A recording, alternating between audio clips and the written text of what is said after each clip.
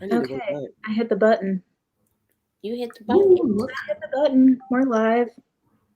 Coming at you from around the globe. International. Some of us are, in the evening. Some of us are extremely, Break it on. yeah, like I am incoherent after 10 p.m. So the fact that Jess is able to like get up and live stream in the middle of the night is a feat. Truly mind-boggling. But welcome everyone. I assume if you know me, you know the lovely ladies to my left / right. I don't know. Whatever what I'm seeing versus where I'm gesturing is different. But why don't you guys introduce yourselves? Me, I'm Jess. My channel is Jess Owens, if you don't know. Sometimes I read books, various genres. I talk about book community. I usually have an adorable co-host, but he's sleeping because, his sleep is priority. Mm-hmm. Yeah. Thanks again, Mara, for having me. Hey, y'all. I'm here, kind of. Go in and out of this freaking community. My life has been, I've been trying to relive my college years for the past couple of weekends. So, hey. But I'm Ashley. I upload occasionally. At least once a week. Stop. Yeah, I was going to say, you're acting like we haven't seen you. And I don't know. I think I felt just so like, because I've been living in the real world. Not that this isn't the real world, but I've been so like out of touch to some degree. No, I think because like at least here in the U.S. where we've been lucky enough to have a lot of vaccine, because we hoard it and then can't get people to take it, but whatever. We've been able to start opening back up, I think, a lot earlier than most of the rest of the world. So I think it's felt weird because it's like, oh, I can't make that live stream because I have plans. I have plans. I'm gonna leave the house. I'm gonna go to a restaurant. Like, what? Plans? What are those? Yeah, I've been feeling that too a little bit. Well, this is gonna be freewheeling, I think. Congratulations to Amory for getting this. Hope it is treating you well. People just came from community. But yeah, I mean, as per usual, Twitter's been twittering. You give a bird a Twitter. Tweet. I'm done. Well, there's been a lot of discourse about the state of Twitter, I feel like, recently. Mm-hmm. A lot of people making a big show of leaving Twitter, people talking about Twitter as a toxic place. Well, maybe they've been contributing to that environment. I don't know. We'll talk about it. But just sort of, we were kind of kicking around on different topics around this, and we thought maybe we could just have sort of a broad conversation of like, is Twitter a toxic place? Is book Twitter a toxic place? Like, yes. Is there such an, yeah, I mean, TLDR. Is there such a thing as accountability through Twitter? Like, what's the difference between accountability versus dogpiling? What is accountability versus sort of like receipt hoarding? Etc. Yeah. We also, full disclosure, we tried to come up with somebody else who we thought could like represent the kind of like other side of this debate. We didn't really think, we couldn't really come up with a name. So I think all of us are pretty similarly minded about a lot of this. So I'll channel my inner 21-year-old white guy in your class and try to be a devil's advocate where I can. But I don't know how well I'll be able to play that role, but I'll try. Listen, when Jess said when you give a bird, I wasn't thinking a literal bird. You know how like, like in the hood, sometimes they call girls birds. Yeah. Oh my gosh. Give a bird a Twitter. Give a bird a Twitter. It makes me. I think I saw somebody do that, but it was the book when you give a mouse. If you give a mouse a cookie, mouse a cookie. I'm thinking give a pig a pancake. Yeah, those are those picture books. If you give a bird a Twitter, I think that should be a book. On tweet. That'd be a good line in a rap song too. I would like to say we had a good conversation about Twitter Live. Hey Alexa. Yeah. Well, okay. Maybe we can start with like I wouldn't say that I'm a lover of Twitter. It's not my preferred platform. But Jess, I know you are truly like a lover of Twitter. Like I do. What do you think is so why do you think Twitter is hard to quit? I think it's the mix of different people that I follow or can follow, and just ways it's like a ticker of just like information in different areas of interest in my life. So obviously I follow bookish people, authors, public, that kind of thing, but then also follow people from music or different industries, people who do more talking about politics. So I feel like, I think I tweeted this the other day, I was like, where else can I get on? And I find out what so-and-so got sentenced. I saw this woman bring this raggedy weave back to life, and, also get bookish tea. Like I just get this, it's just it's like a bam, bam, bam of all the things that I'm following. And also Black Twitter is hilarious. I mean, the memes. Black Twitter is especially when there's like a trending topic with Black Twitter. Yeah. My like life. Wendy Williams. I'm just literally there was a commercial. There's a commercial with the lady on her phone, and she's like in the nail salon, but like just cackling at her phone. That's literally me in my house sometimes. Just like, and Andrew's like, "What?" I'm like, and I'm just sending memes or I don't know. Sometimes I don't like, because obviously I can see, the pylons or when stuff happens or when people take stuff out of context, but I like it because I'm like, oh, let me bookmark this or let me go. It's just a jumping point for me to see something that I can go down a deeper dive with it. And yeah, I don't know. I love it. I feel like I don't like it or dislike it. Like, I think that Twitter is toxic because of the nature of how the platform is designed. Mm-hmm. It brings toxic behavior because everything is a rapid fire response and a minimum amount of characters. But, and this is not shade to anyone, but I don't have time to be on Twitter all day. Like some folks in this community, Jess, it's not shade to you. But listen, y'all be on Twitter all day. And I don't know how. Like, y'all ain't got no responsibilities, you ain't got nothing else to do but stay on Twitter all day long. Because it'll take me, like, all jokes aside, though, like, the way that my life is set up, I don't think Twitter has as much of an impact on me as it may have on other people because I'm not on there all day long. The most I get on Twitter, when y'all see me tweet the most, is like when I'm off of work. I don't have time really during the day to tweet like that unless I have a 15-minute break or something like that. So I also feel like the nature of your personal life really influences how you view Twitter as well. I think Twitter is toxic, but I'm not involved in that toxicness enough for it to impact me. But there are some people who have access to Twitter more so than others throughout the day.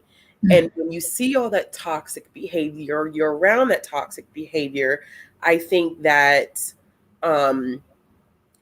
it can impact you or it could affect you. But I also think too, like, it's who you follow. Yeah. That's huge. Because some people are tempted always to get into certain things, and like, for me, I can see it and like, I don't, and keep scrolling, or, I bookmark and talk about it later. But some people see something and they're like, oh, I need to comment on this, or they get really riled up by things easily. And even I was talking to Mara before we started that I had homework from my therapist. And part of it was I was supposed to limit my time on Twitter, but she ain't seeing this. I haven't. But I was supposed to. I mean, I'm not going to tell. But I think Two things that you said I think resonate. One is that I think part of why I don't get so into Twitter is because I literally check it probably twice a day. Like I usually take a mid-morning kind of like stand up and walk around break and a mid-afternoon stand up and walk around break. And I'll like scroll through Twitter, scroll through Instagram real quick at both of those. And then I'll check it sometime in the evening. But like I'm not, so like maybe that's part of why I perceive it as being such a shit show sometimes, because like I'll see one or two tweets in the morning, and then by the time I've checked it at night, it's like the grand swell of the book Twitter community has risen up like against something, and I'm like, whoa, what? Like I wasn't here for this. What happened? So I think that's definitely true. And then I think the idea of like who you're following, this idea of everyone on Twitter isn't toxic, but every toxic person is on Twitter. I'm like, yeah, I think there's definitely some real truth there. Yeah. And I think like when I worked full time, I didn't have that time. And now with the time difference, also during my biggest part of the day, a lot of people aren't as active because a lot of them are in the States. So true. When I wake up, it's like my morning news, because then everything happened. I'm like, oh my goodness. And then I'll check it randomly during the day and then again at night. And so, I mean, I'm on Twitter. I'm not as on it as much as I thought I was when I was looking at my screen time report from iPhone, but definitely more so. And then, of course, people, will send me stuff. So I don't see everything like organically myself, but it definitely is who you follow, how much time you have to be on there. Because, and then every time Twitter changes their algorithm where you're like, I'm not following this person. Why am I seeing these tweets? And now it's just like about a subject you might have liked to tweet about. And I'm like, no, I don't want to see that. Yeah. I've had this happen too, where like I'll start getting all these notifications on Twitter about something. And I'm like, well, I'm trying to lead a meeting right now, guys. Like, I can't talk to you about somebody being messy on Twitter right now. I have notifications off for a reason. Well, yeah, I only have my DM notifications on, and maybe I need to turn that off because, yeah.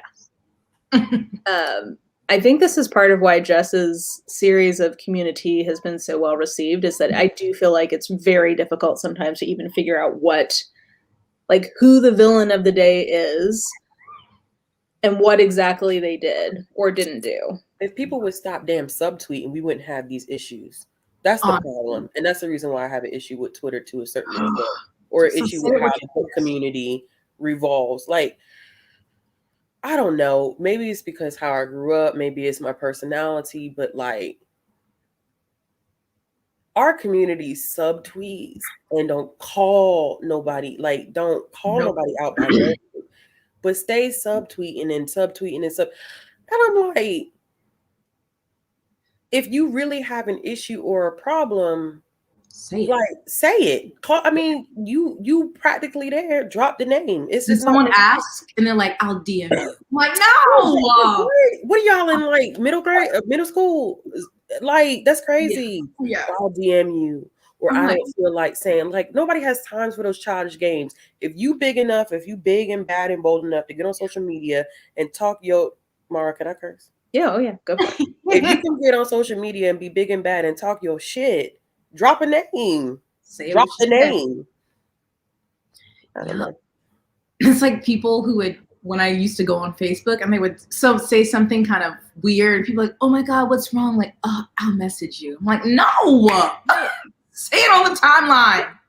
Like Alyssa Edwards said, if you're going to be rowdy and be a bowdy bitch, step up and be one. And I was like, yes, exactly.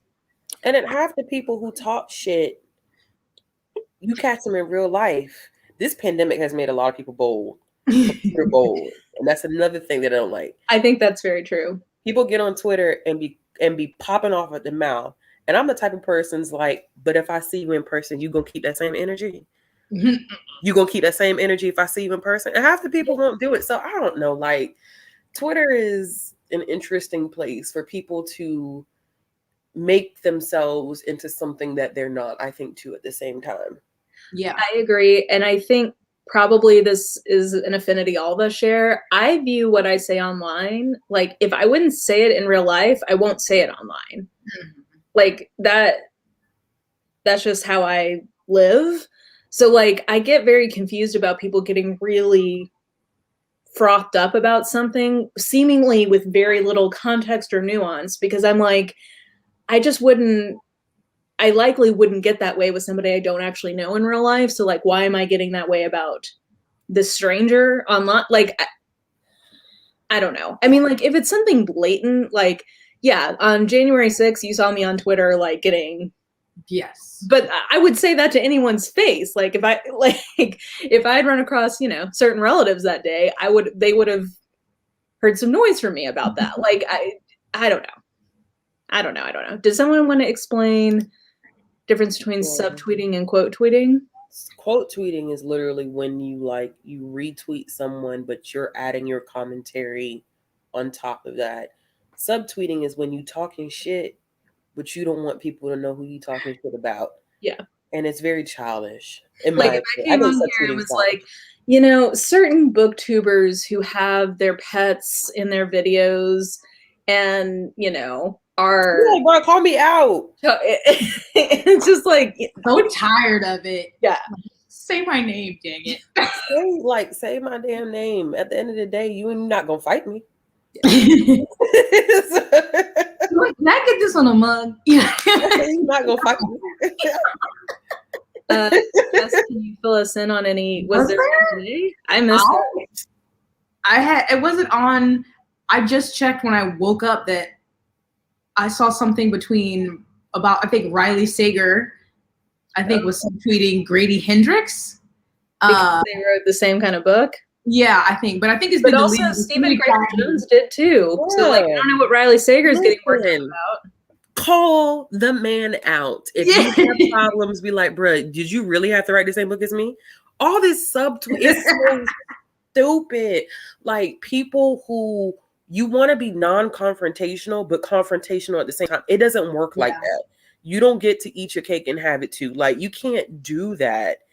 That doesn't make any sense. Like and they were like, I want to throw this out, and then I'm gonna go away and be like, oh my god, what? Everyone got so riled up about this? Oh no! And you're like, yeah, because you just put this out here very vague, and then people are like, oh, this is well, and you're forcing people to go on this archaeological dig where I'm sitting here trying to like click back through and like follow the threads, being like, what the fuck are you even? I don't even know what you're talking about.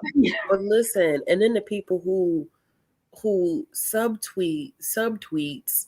And be like, don't ask me what's going on. Then why the fuck are you involved? Like, if you're not gonna give no information, why are you talking about it? Like, Or people getting very opinionated about a subtweet. I have seen a few times people who clearly thought they knew what somebody was subtweeting about, and they were wrong, and they came out like loud and proud, like, yeah, and then everyone was like, that's not what they're talking about. That makes me laugh because I'm like, you can't even. I'm not popping in on this here. Only thing I really like give my opinion about is usually politics because people suck. Yeah. For the rest of it, I'm like, let me bookmark that for later. Girl, I just be scrolling past like y'all really ain't got nothing else. Y'all, this pandemic needs to end because y'all need to go out and live life. But my favorite is when Ashley is on Twitter and gets feisty, and I'm like, "Ooh, multiple." But you know me. I'm gonna call you out. Like the author, that author who wanted to act. Here goes the screenshots. Here goes your name. Here goes your book. And I said what I said. And if you have a problem with me, that's on you. It ain't got nothing to do with me. I'm not. And the whole thing like sharing stuff and blocking. I'm not blocking nobody's name. If you bold enough to say it to me on the open web, I'm bold enough to screenshot your name and post it again on the open web. A couple people done got caught up in that nonsense. Like the lady who was saying, like, what'd she say? The lipstick's not for me. Maybe because I'm white. Screenshot it. Didn't block no name out. No, I'm not blocking your name out. No. Well, and I love that me and Jashana were both immediately like, oh, that's just her being jealous. Like, I mean, like she wishes that she could rock that color. Yeah. I just know. Do that. Like, you took the time to be nasty or to be rude, and now I'm supposed to take time to conceal your name? No. And subtweet you? Child, please. I If just you was blast bold you enough to in come into people. my space, I'm gonna put you on blast. Because what did I say before? You're not gonna fight me. Yes, exactly. Ain't no protection. What I'm not, ain't no, you right. Ain't no protecting nobody. Because there's nobody out there protecting my spaces. Like, I have to protect my own space at the end of the day. Yeah. Mm-hmm. Well, and so Ashley, you've been talking about how people have lost their minds in the pandemic, which I think is true.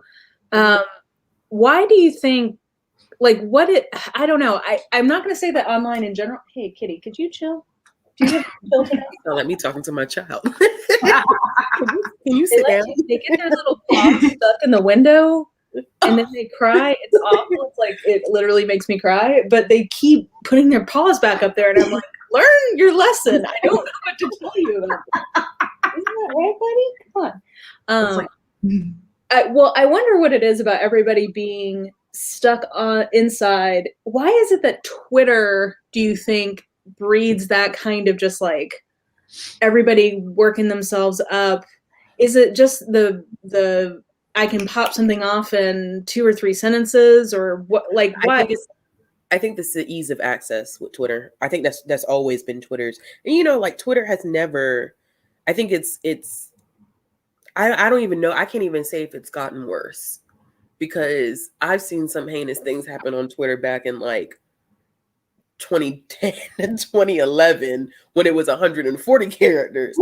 But I think that because the platform itself, when I think about every other platform, the rate at which you can create content and respond is so quick fire, that I think it allows people to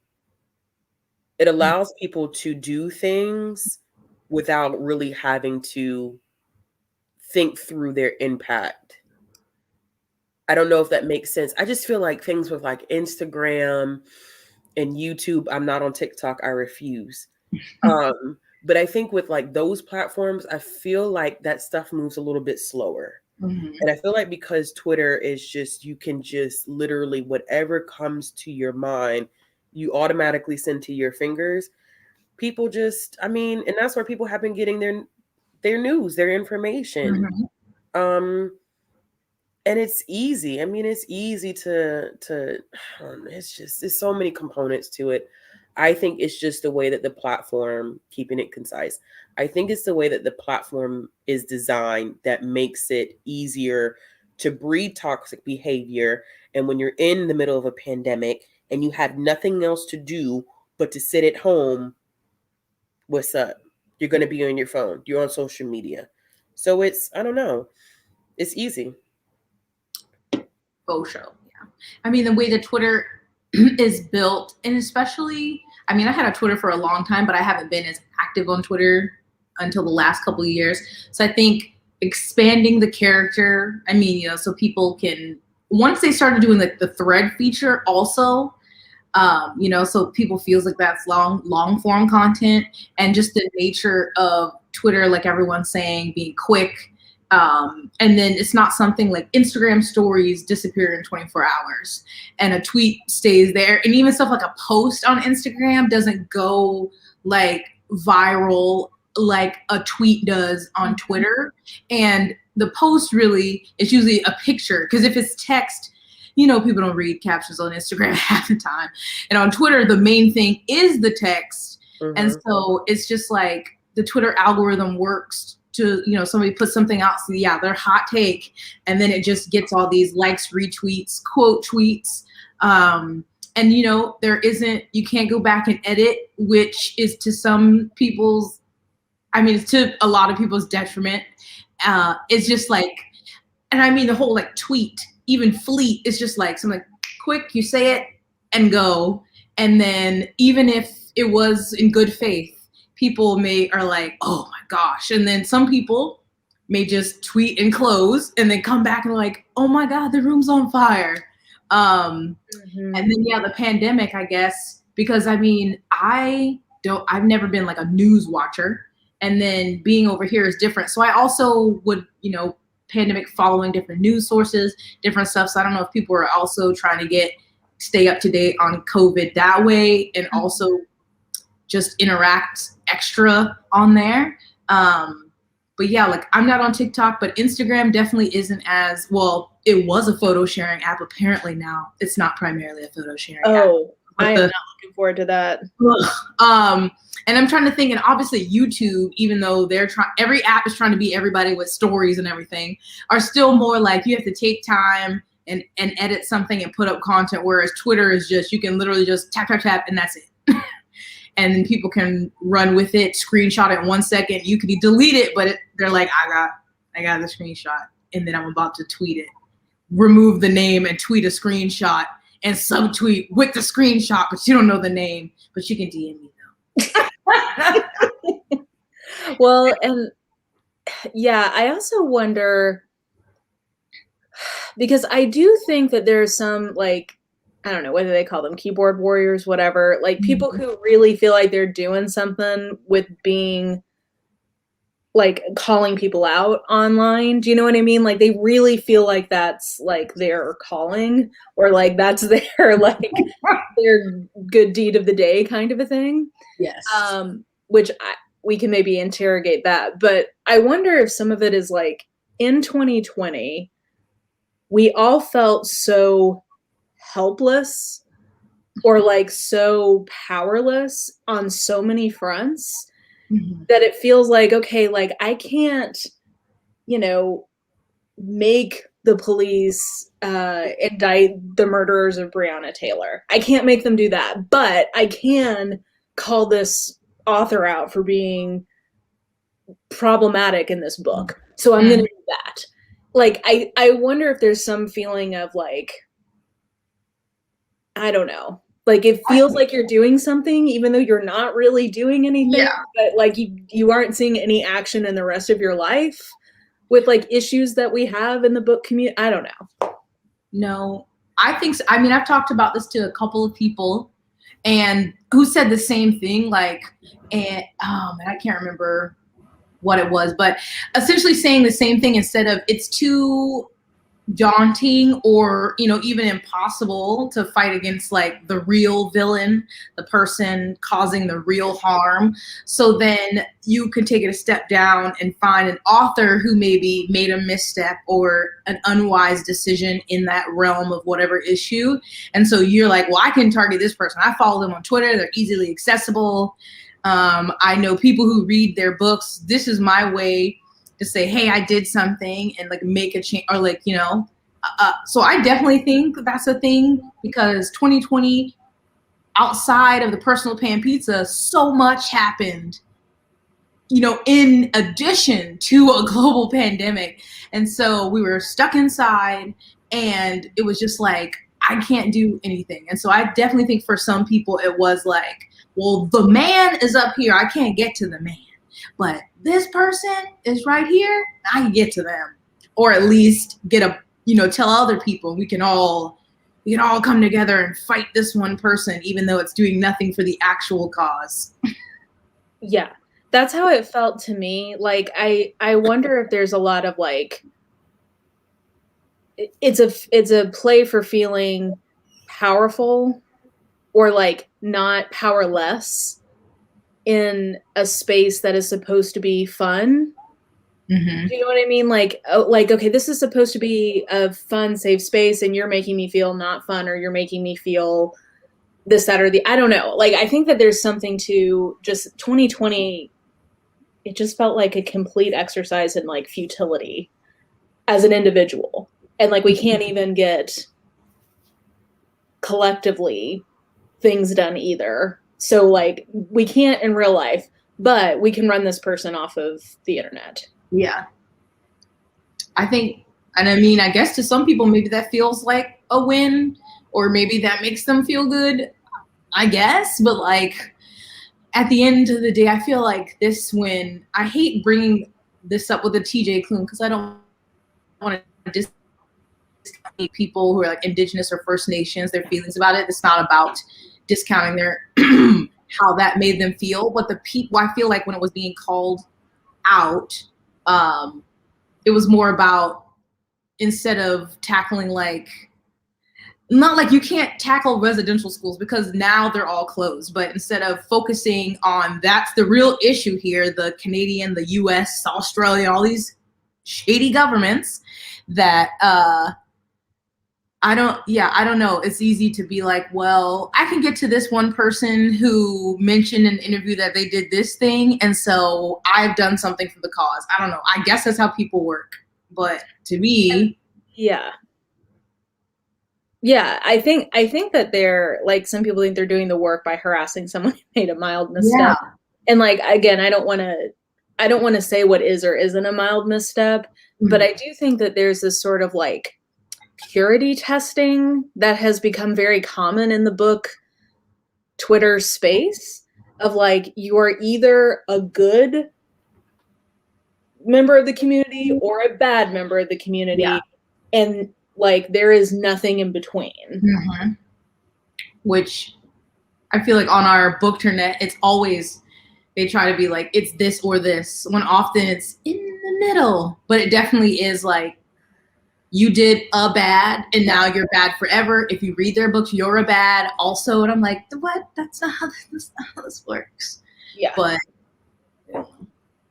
I don't know. I just feel like it's, oh my gosh, Kitty, you are.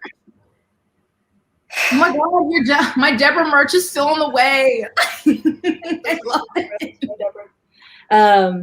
Sorry, my cat, like, this is the time of night where he has to be up in everything, and like, he's driving me crazy. Yeah, and like, it's hard because there's some of these issues people get really worked up about, and I'm like, okay, as an outsider, like, my perspective on this is that I feel like this is not a fireable offense. Like, is that maybe the way to say it? Like, I don't feel like I have to fire you from the community over this, but I also don't want to invalidate the way other people are feeling. Like, I don't want to speak over people, but I see issues that come up sometimes, and I'm like, guys, like, I feel like this energy could be put to better use elsewhere. Like, it feels like we're holding this one person's feet to the fire rather than I think it's because we feel so impotent to the fact of like, I can't make publishing, have paid interns who don't have to be in New York, and therefore like maybe change the industry from the ground up. I can't do that, but like I can, run so-and-so off of Twitter for a couple months. Yeah. They're like, Twitter is my power. And it can be a useful tool, but I think people use it wrong. Yeah.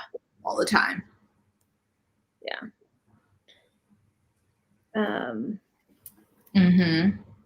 I think this is a good point too of like, okay, well, this person's good, so that means that they're beyond criticism. Which, spoiler alert, good people do bad things all the time. It's just a part of life, being human. But yeah, I don't know if it came up on my live where people were saying like, stop idolizing or putting people on pedestals, and maybe people wouldn't get so upset when stuff happened. But I think people do that with all kinds of, artists, authors. And then when they do something as a human, they make a mistake. And now it's with the internet, it's, there forever or in a screenshot forever. They're like, oh my God, no, you fell from grace. Well, and this is an interesting question from Bree. What do you think about authors or books that are purely harmful rhetoric? Does it justify people canceling them and going to Twitter to do so?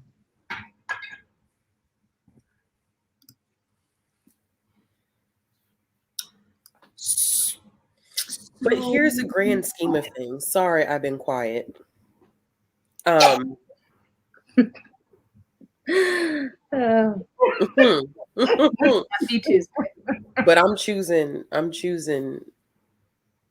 not going to choose violence today. So anyway, I think the issue with this right here, just this question, is that book Twitter is not, it's a big community, but it's not as big as, and I talked about this a little bit too, separating the art from the artist type of thing. book Twitter is not as big as other communities on Twitter. Okay. Mm-hmm. So my question to your question is, how effective is canceling someone on Twitter? Because everyone that we have canceled on Twitter, their book sales have gone up. People are wanting to access their stuff out of curiosity. And I'm not saying that they shouldn't be held accountable for their actions, but you have to think about things in the larger, in the grand scheme. Like, canceling someone in our community is not really canceling them on a higher level, because No. there are people who read these authors, there are people who support these authors, and there are people who have no idea what happens on Twitter. Mm-hmm. So, like, what's her face? Who I can't stand her. What is her name? She wrote. She got called out by. She get called out by Ren Chapeko? Emily Duncan. Yeah. Oh gosh. Like, you know what I'm saying? Like Emily Duncan, for example, like her book sales went up. And, you know, while I think you are holding someone accountable or you're attempting, but you know what? Sid asks a good question. How do we hold people accountable? How do you hold somebody accountable via social media? Yeah. Because at the end of the day, piling on someone, what ends up happening is exactly what Emily Duncan, Sasha Allsberg, what they all do. They make a notes, And then policy, and they post it, and they disappear and go to another damn platform. Mm-hmm. Okay? And nothing really changes, because all they do is they wait for the weather to cool down, and then they appear like nothing, and nothing changes, like nothing effectively changes. So I don't know how effective that is, because I get both sides of it. I get people wanting to stay informed. I get people wanting to hold someone accountable. But what does accountability look like on a platform like Twitter? Well, and so the other side of Emily Duncan's sales went up. And I want to be clear, I don't have any personal feelings about Ren Chapeko, and I've not read any of their books. So like, but the only reason I know that name is from stirring the shit on Twitter, right? Mm-hmm. So like, it cuts both ways. Like, Yeah. the person who you're trying to cancel often ends up benefiting in some way, but the people who are also doing the canceling benefit from that name recognition. I think that there's a certain economy on Twitter of building your platform off of being the one who calls people out. Or like Courtney Milan, who is an author I love, like part of her brand is like calling people out. And I'm sure that it definitely has hurt her in many ways, but I'm sure it's also helped her in many ways. So like, you know, I also think that there's that awareness of, I don't know that everybody's motives are pure when it comes to the act of calling out. I don't know. I mean, I don't know any of these people personally, but we talked a little bit about this too, I think, in the chat, talking about calling out for the sake of receipts, because there are people who do it. There's no way for us to actively say who's doing it and who's let me retract that. It's not always it's not always possible for us to determine who's doing it for receipts and who's not. But I think that that's a factor to consider, that people are doing certain things. They're doing the calling out for their own personal benefit. And it has nothing to do with attempting to hold someone accountable. It's the same reason why I feel like there are people who tweet in support of things and really don't mean anything. That, come on now, BookTube, we know BookTube is good for this one. We know that we love to retweet and like, and Black Lives Matter, and here we are a year later, and ain't not a damn thing changed. So, you know, the Twitter activism is not real to me at all. It's hard. It's hard because some people are genuine. Some people really are trying to make people clear situations, are trying to call out bad behavior, are trying to make a difference, but there are people who use it for their personal benefit that ruin it for everyone. So when you're a part of, I'm just using this as an example, and you're a part of a marginalized group that's looking for support, right? You don't know who to trust. And at some point you get tired of saying you could retweet this or you could like this, because it's like, but do you want people doing that because you're telling them to do it and they're scared to do it because they really don't care, but they don't want to get canceled? I don't know, man. I don't know. That's a slippery slope. And because Twitter is not, I mean, we don't know anybody on the internet. So you don't always know people's motives. Some people have made it very clear what their motives are. But others, it's kind of hard to tell, I think. Yeah.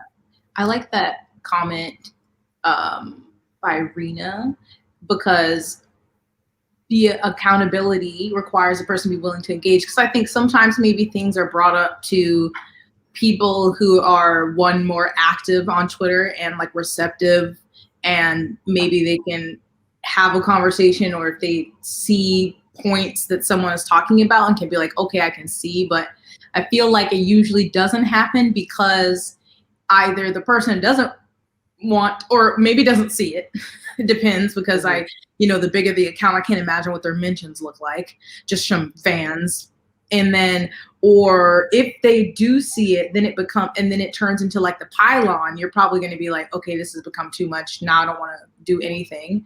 And like you said, leave the platform. Or they do see it and are like, I don't care. Like, I'm still selling books. So because I've said it before myself, like with the video with Sasha Alsberg about accountability, because she is a big platform. No accountability.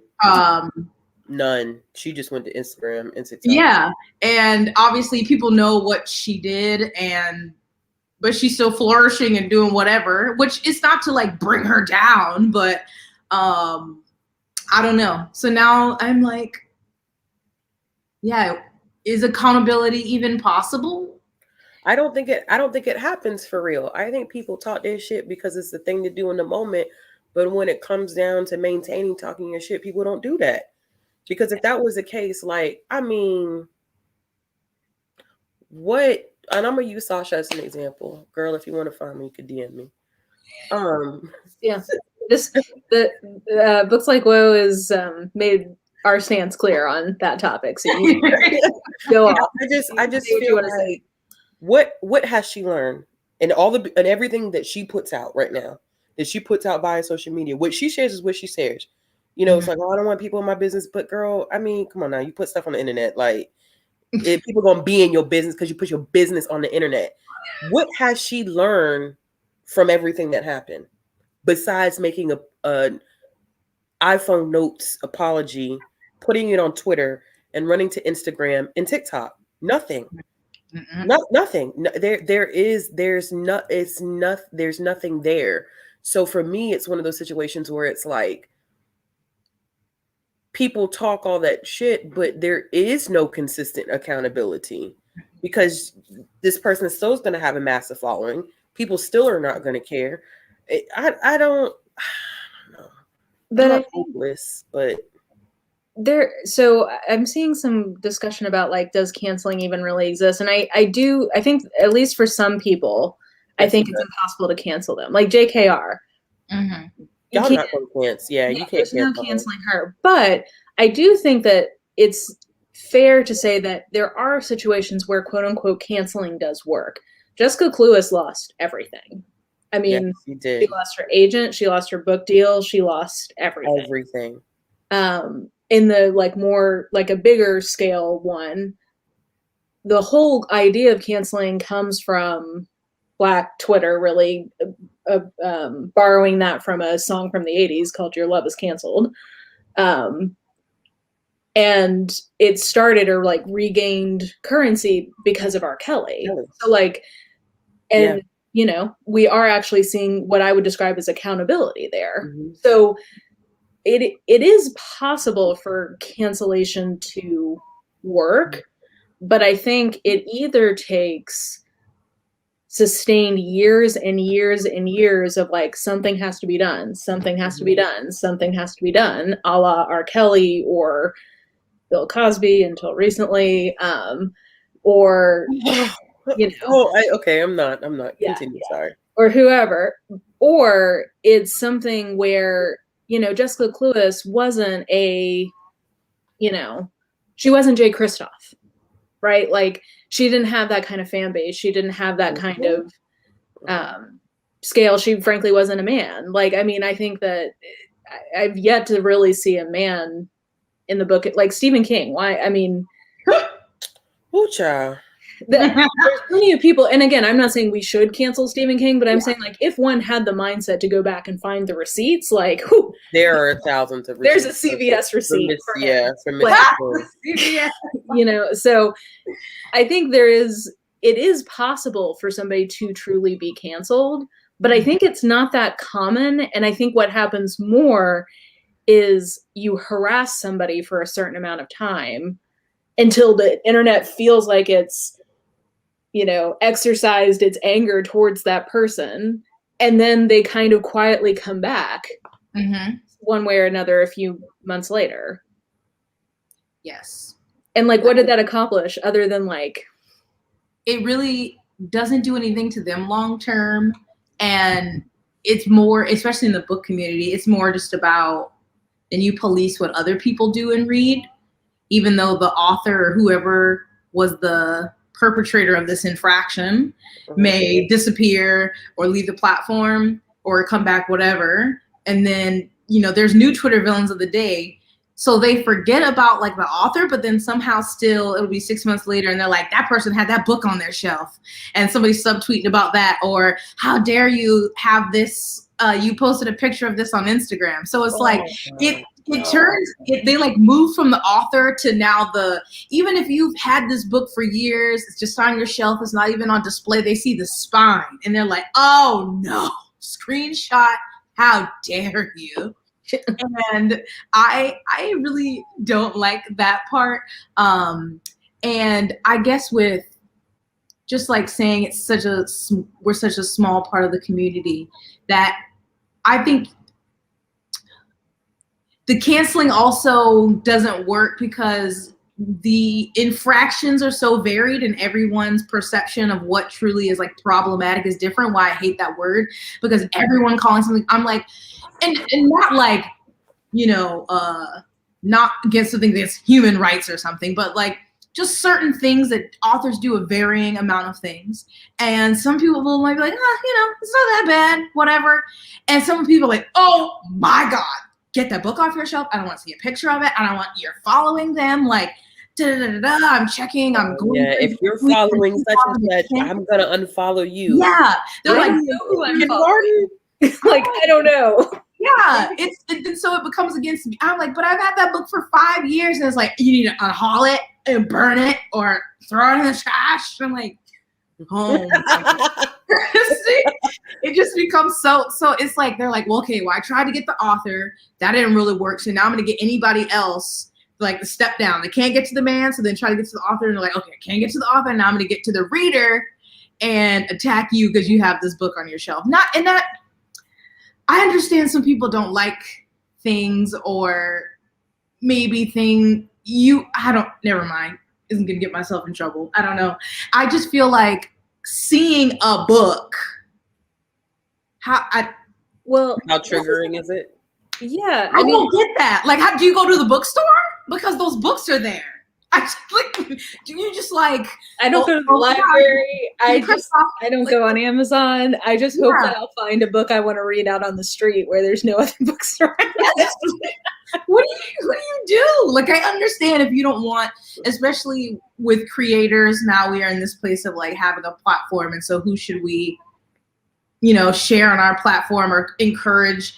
You're encouraging people to read or whatever. So obviously we've collectively as a community said no with JKR, but a lot of things I'm just like, as things happen, I keep being like, okay, well now do I need to move that that book or something, like, because someone was like, you need to use your platform responsibly, and I try, but it's like I can't be shuffling a book off my shelf every time y'all get mad at somebody on Twitter.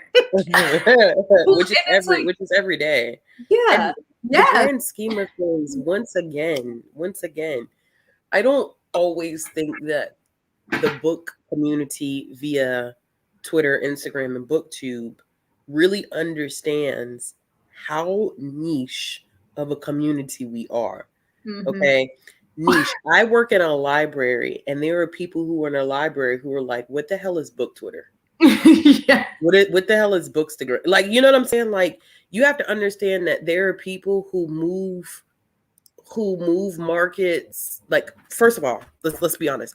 There are people who put money into the pockets of the publishing industry that have no idea what's going on book Twitter. Mm-hmm. So you canceling someone is not going to stop a library from ordering 15 copies. So guess what? Because they're putting money in those pockets, the publisher going to keep publishing that book. It's not so simple as because BookTube and Book Twitter and Bookstagram have canceled, that means that they no longer exist. Mm-hmm. That's not reality. And if we would stop living in this bubble, this reality that we have created, we would understand that there's no problem with holding someone accountable, but canceling someone, telling people you shouldn't read their books because X, Y, and Z is not going to do anything at all. It's not, until it garners enough, like with Jessica whatever her last name is. I can never get it right. Clueless. Unless it garners attention like that. If it's not anything that a publishing company or an agent thinks is really that serious, they're not going to drop their client. Not when they got money. We live in a capitalistic society. Mm-hmm. Money over everything, baby. That's how we operate here. Mm-hmm. Well, yeah, and I think the problem I have, because like I mean I've made a video before about like these are authors I don't support, and or like here's how I figure out who I do and don't platform with my platform. Like I believe in having some level of like boundaries for yourself about what you do and don't want to spend money on. Like I think that is reasonable and responsible. But there's this, I was rewatching ContraPoints about some of this, and one of the things she talked about was this idea of like the transitive property of cancellation. So it becomes like, okay, Jess has read a Harry Potter book and she hasn't unhauled it. That means that Jess is, well, I shouldn't even be saying this. Let me make up a new, because I don't want anybody to clip this out of context. Susie Q has Harry Potter, and on her booktube, Susie Q talks about Harry Potter, or has it in the background. That means Susie Q is a transphobe. Yeah. And anybody who watches Susie Q is now also a transphobe. So now you've gone from JKR to Susie Q to somebody watching her. Yeah. Like, that's the chain of like logic where I think it really spins out of control. Because instead of having like some level of nuance or discernment about, okay, maybe Susie Q hasn't read Harry Potter in 20 years, but you know, she has memories from when she went out and bought those books. So she just hasn't unhauled them for that reason. Like, this is where I get really uncomfortable with how we make these equivocations of like moral value from the person who actually did something to everybody around them and everybody who's consumed that content and anybody who's talking about that content. Like, it just spirals. Yeah. Like, it gets to be the 6 degrees of Kevin Bacon really. Yeah. Like, you know, yeah. I knew a person who knew a person who knew a person who tweeted all lives matter. Okay, well then I'm done, you know? Yeah. I also want to say too, like, someone made a comment earlier about the right would agree with this conversation. It's not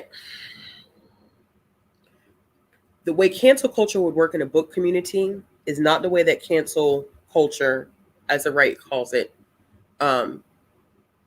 would apply to a lot of other industries. I think you've got to separate the industries. Canceling someone in one industry is not, it's not an all size fits one, which is why I feel like in situations like with R. Kelly, it's a different industry. It's not as niche as the book community. I think the point is not that people shouldn't be held accountable or that it's cancel culture. It's that the book community needs to be more actively aware of whether this dogpiling to some, and I'm not saying that people shouldn't be called out, but some of this behavior, what does it do in the long run? What is it doing in the long run? Because if someone's going to be blatantly racist or whatever, like Emily A. Duncan, I sure enough hopped in on that. I wouldn't find out that she was a youth services librarian. And I sure enough did put on Twitter, I'm disgusted. And I was disgusted for her to be a youth services librarian working with kids and then bullying people on the internet. Like, girl, what? I already didn't like her. So this just added, there were things she was doing. Years before this, I did not like her because she had too much on the internet that I felt like she would not have face to face. And this just added fuel to the fire. And I'm not saying that people should not be held accountable for their stuff, but thinking about canceling in our community, like it's a lot more nuanced than just saying, don't read this person's book and that's the end of the discussion.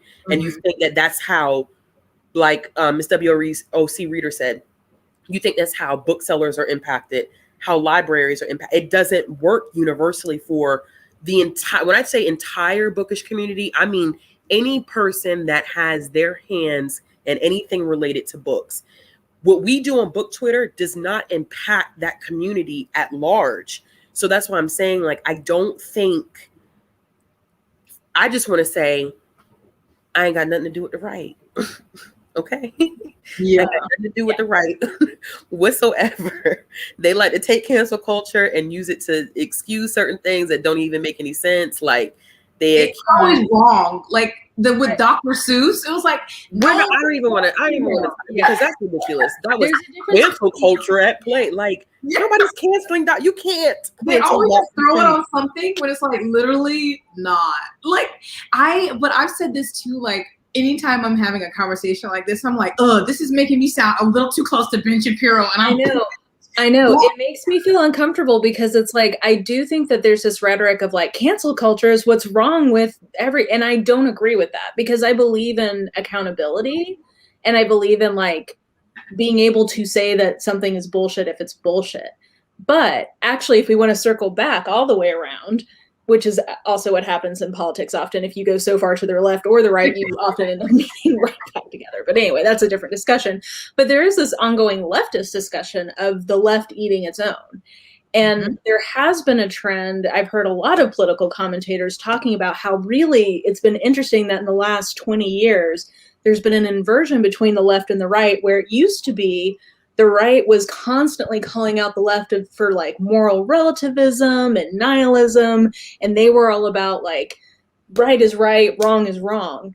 And there's actually been somewhat of an inversion of that in the last, especially 5 years, where now on the left, there are purity tests. And like, if you won't say X, Y, and Z, you aren't with us. Like you are with us or you're against us. There's a kind of moral fanaticism, which the abolitionists were considered to be moral fanatics. So like, I think that there's a time and a place for us to be okay with people saying like, you're either with us or against us. Like, I'm not saying that there's never a place for that, but I do think that there is a real problem, especially in online leftist discourse, of the left eating their own, where like some of the biggest proponents of leftist ideas make a faux pas or maybe like genuinely make a mistake. And they're just like, done. Yeah. Like we just don't even want to hear. It comes to them so quick, like faster, because they're like, oh, I thought you would know better. You wouldn't do this if it was somebody who was different. That is it. It's upsetting to watch. And I feel like that happens.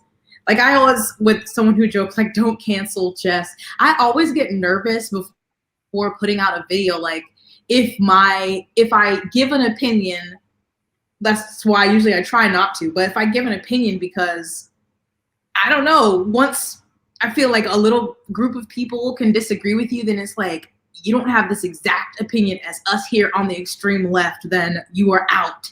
I'm like, well, and there's like stock accounts who will pretend to be very far left, who are actually who are actually fascist, who then call out left-leaning people, of course, under these anonymous accounts. So anyway, sorry, go ahead, Ashley. No, I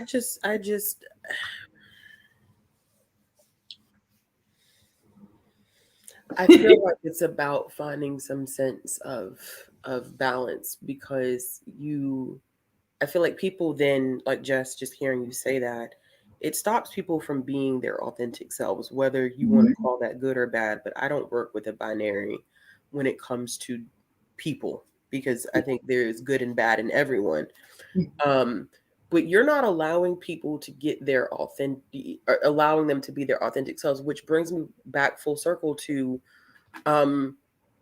social media activism. I'm not saying that people should not, because I'm a huge person that says, like, you have a platform, you have a voice, use it, do the right thing. But what ends up happening with that, and what I've come to acknowledge, is that you have people who are fear-mongered into saying and doing the right thing for fear of being called out. And you get people who are not authentic. You get people who are saying things that they don't really believe, and it's a double-edged sword, because I feel like you should, but then, there are people who don't want to. And, if that's your choice, that's your lane, that you're gonna at least let me know where you stand. If that's where you stand, and that's where you stand at the end of the day. But people are so fearful, like you said, Jess, of dogpiling and canceling, that people won't or don't have the opportunity to say what they really think and how they really feel, which is why I think with my discussion, I welcome disagreement. If it's respectful. Yeah, because you can disagree and be respectful. If you disagree with me, and I always say, like, I'm going to say things that you're not going to agree, and that's okay. We don't have to agree on everything. That's not how life works. Me and my child don't agree on everything, but such as we still live together. So, one of us hasn't been kicked out yet. So I welcome it. I just think that there needs to be a course on how to have discourse in a productive way, how to have engaging conversations where you don't agree with one another. And that is okay if you don't agree. It's, we state our points. This is how I feel. We agree to disagree. Now, there are some things for me that I just won't. I don't think I budge with, like the AVE thing. I am not finna budge with that. Like, that is where it is. I stand. I'm not going to argue with you. There is no let me see the other side. Like, there's nothing there. But it's amazing that even welcoming discourse, sometimes you still get people who just want to take it to another level. They can't have any, and they can't have a conversation and it not be inflamed or get nasty or whatever the case. And that's what I feel like. Dang, like, I know Michelle said, when they go low, we go high. But shit, sometimes I want to go lower. Yeah. So it's hard to find that balance. It is this echo chamber, and I try. This is more like on a politics thing. I don't follow these people, but sometimes when these crusty crustaceans come across my feed, like Krusty and Ben Shapiro, people like that, I'm like, let me just watch this video, And then I'm like, nope. And Mom like, but I heard him out. So I try to listen to things like that. And then did you say somebody should teach a course on having discourse? Did you say that? I volunteer us 3. Okay, point 3. Can host it. Obviously everyone says Nuance goes to die on Twitter. Like, it's not a great place, especially once a tweet has so much interaction. It's impossible to have discourse.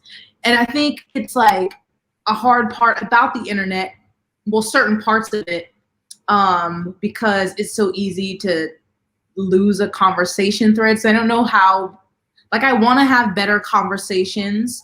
Like, I feel like comment sections of YouTube videos are decent, and then live streams are even better, so at least you can talk in real time. Mm-hmm. But in that, like, the Twitter break YA essay or whatever, one thing she mentioned was like something that's hard online, especially with something like Twitter, is that you just put something out there.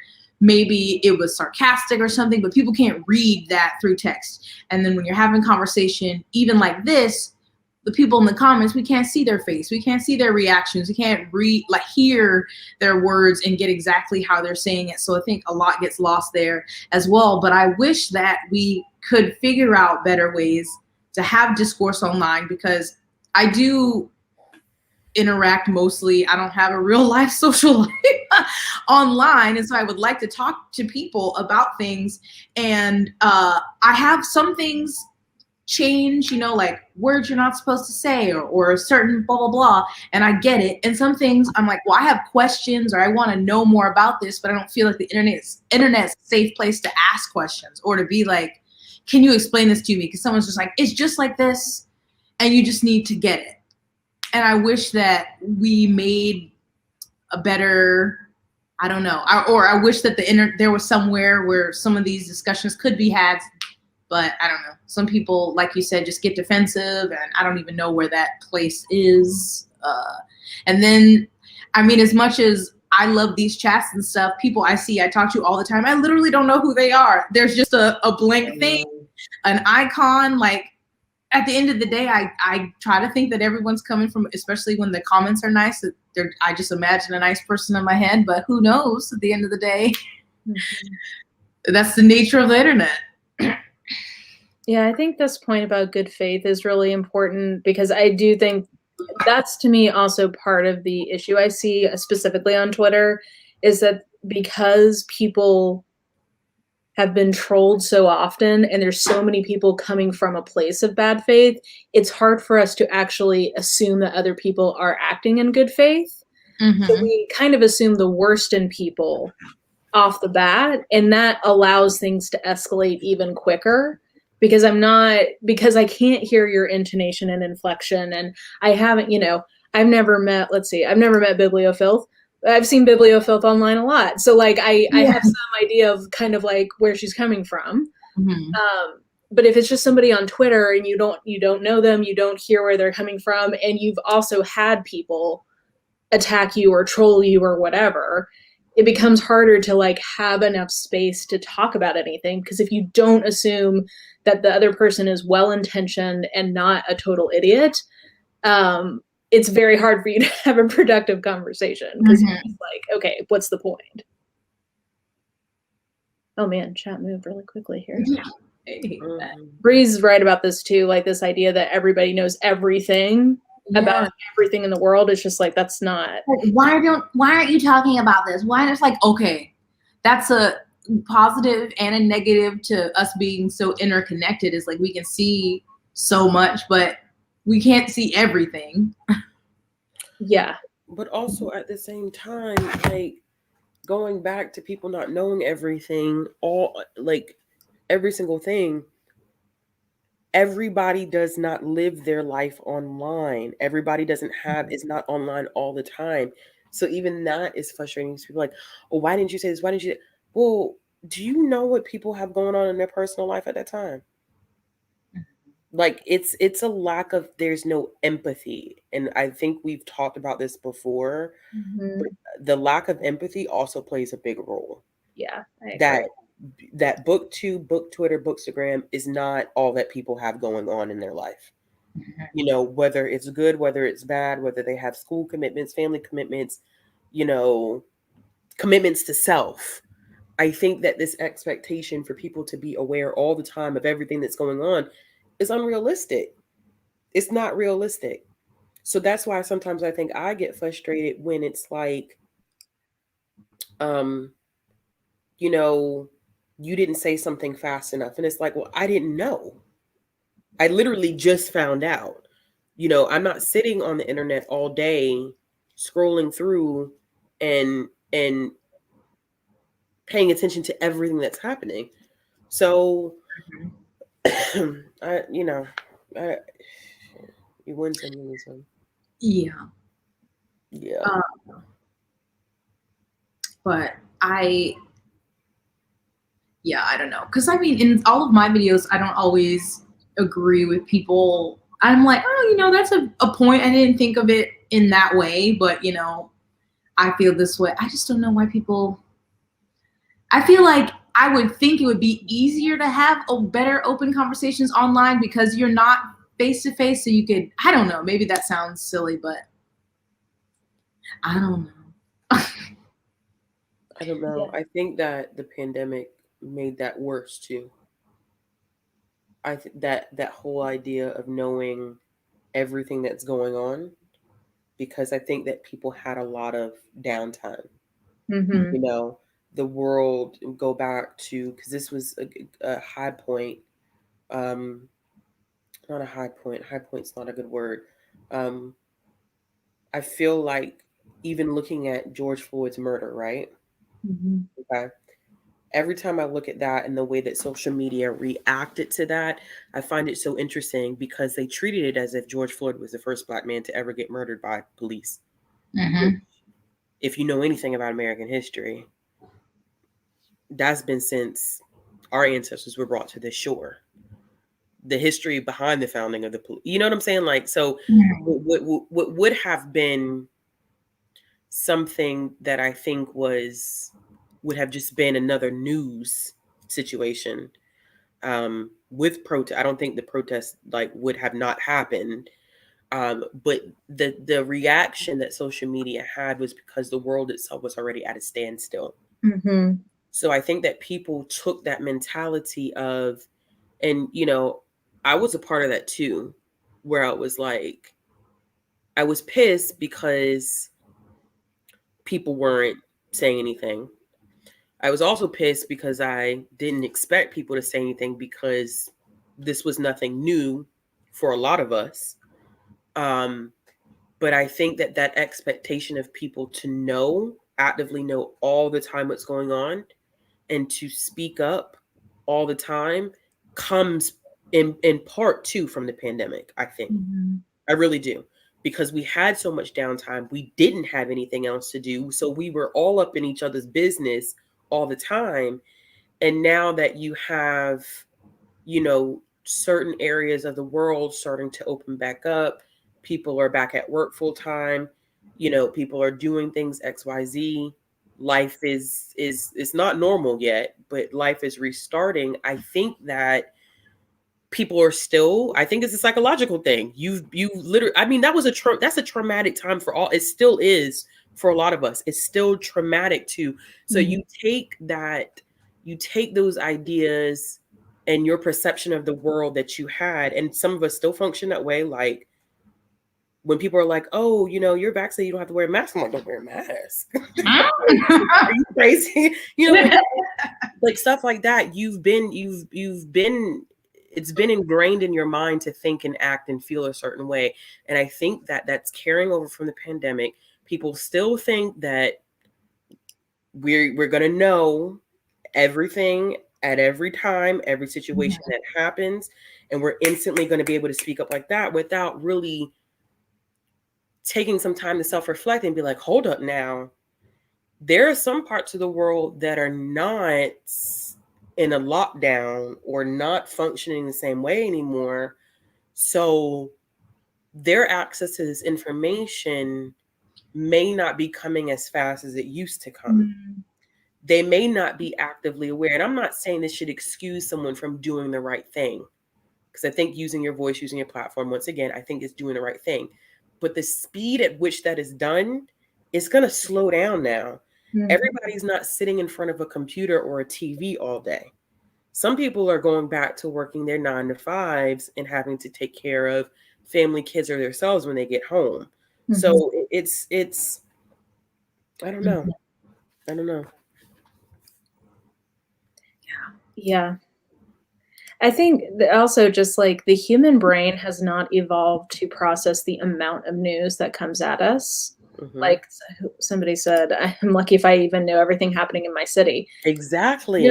Like from an evolutionary perspective, like the amount of news that we even have access to, like I think we don't even know yet how all of that gets processed in the human brain, because it's really only been, you know, in the span of evolutionary history, like a microscopic dot on the timeline of human history, that you've been able to know anything that was happening really beyond like your walkable area. Yeah. You know what I mean? Like it's so hard for us to know about, like, even with all the news we have, it's impossible to know everything.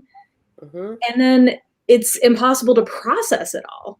Like I can't even process everything that's happening, like all the major headlines that I read on my lunch break today in the Washington Post. Like I can't even process all the implications of just that, much less everything that was also happening that didn't even make those headlines in the Post. You know what I mean? So like, I think the pandemic gave us more processing space for that. But even then, like you just can't. And especially like when we were all traumatized, guys. Like we're all still dealing with that trauma. Yeah. I mean, like aside from anything else that happened last year, and there was plenty else that happened. I mean, that stuff in Beirut. I mean, pick your poison. There was a ton of shit that went down in 2020. 2020 was a year from hell. Purely just the pandemic. Like all of our brains have been in like trauma mode. And I think we're still in trauma mode. Like, I think we're all still processing what we've been through. I think so. I think we've been conditioned. The situation, the trauma that we've gone through in the past year and some change, because even the beginning of this year was rocky. You know what I'm saying? And it still is rocky for a lot of people all over the world. I'm speaking from a point of privilege about you know, living in the US and having access to certain things that people don't.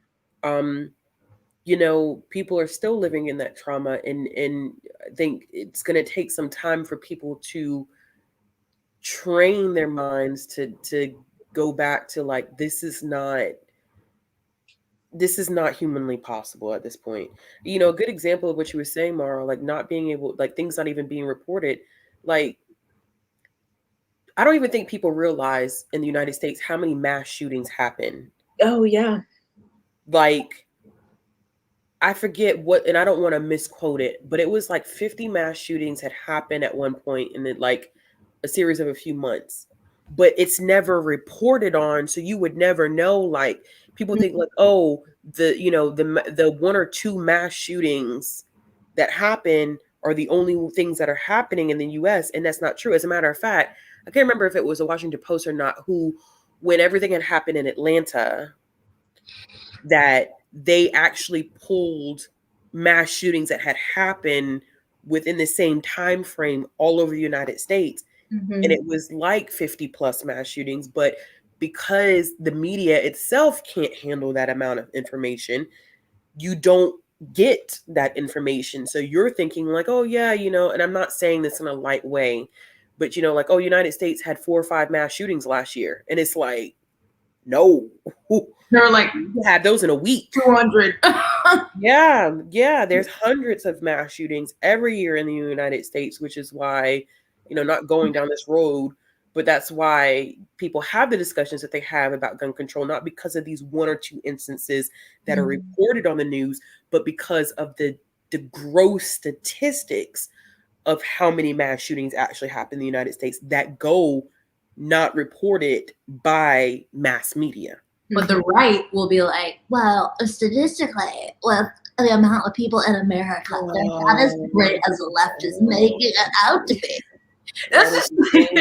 But they and just all of that with you saying like everything's not reported, or even when things are reported, and every news source is not worthy, or like, you know, and then even things we get in America about certain countries isn't accurate, or somebody just as accurate. I think someone tweeted as a, or not tweeted, but in the comment as a joke, is some people just go with like headlines, because a lot of news places, websites love to make a catchy headline, and then you read the article and you're like, why did you say that? Why did you title the article like that? They do it to, what is it, clickbaiting.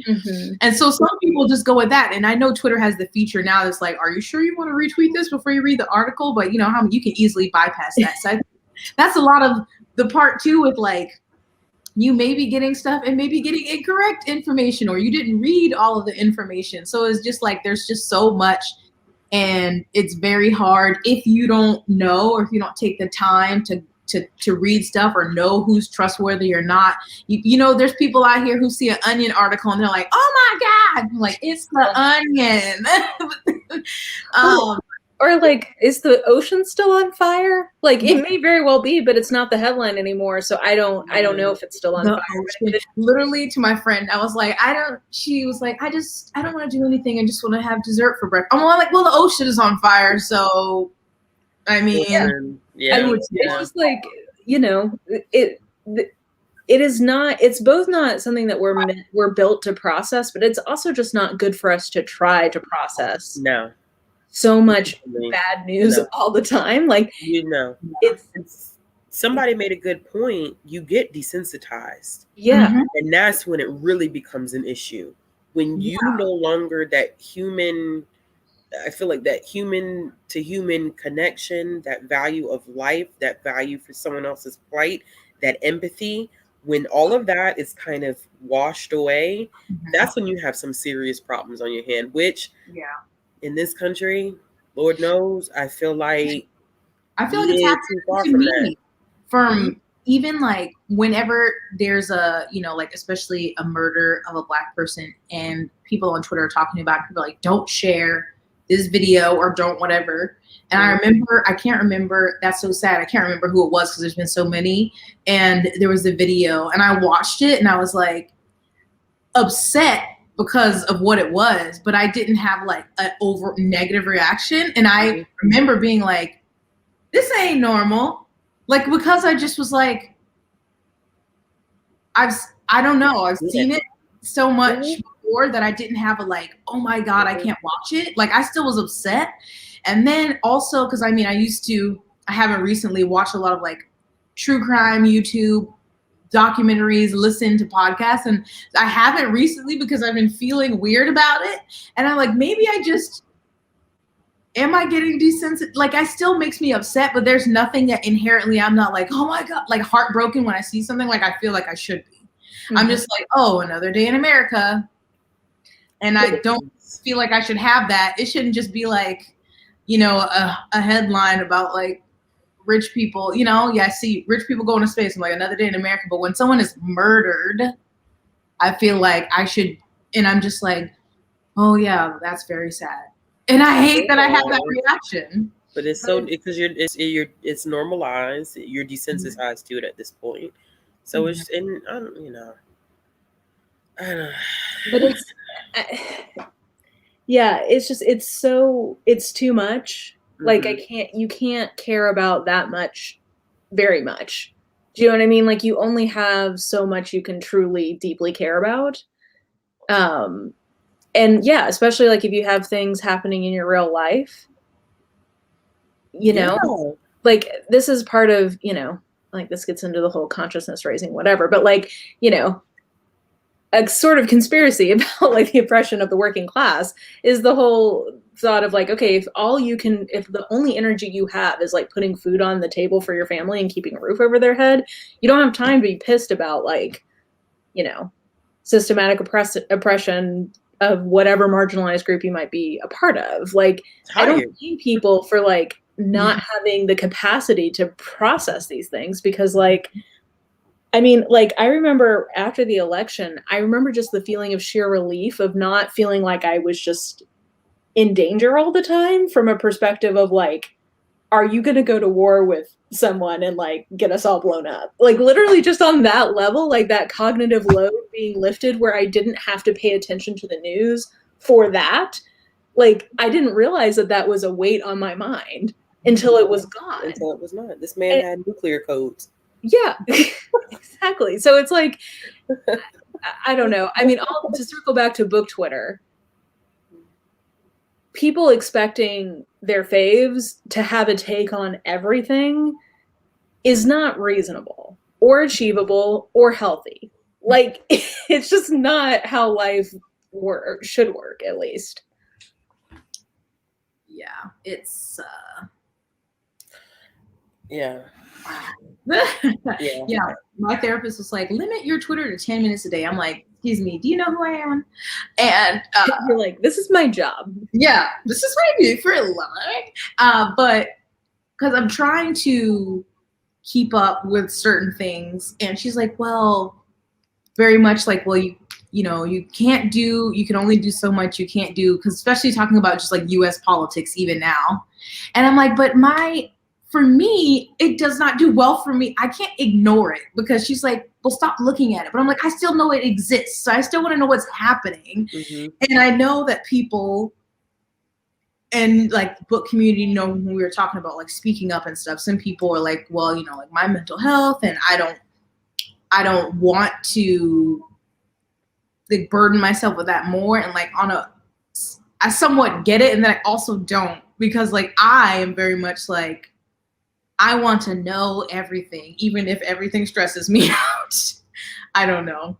It's a tough balance, but with the book community and everything that they put authors on this pedestal, and then when they make a misstep or they don't know something, and it's immediately they're the worst human being ever. And I think someone said a while ago in the chat, like they hold them all on like the same level, just like those people who have the list. So somebody was charged for sexual assault is on the same list as somebody who shut up. It's your list of your sins.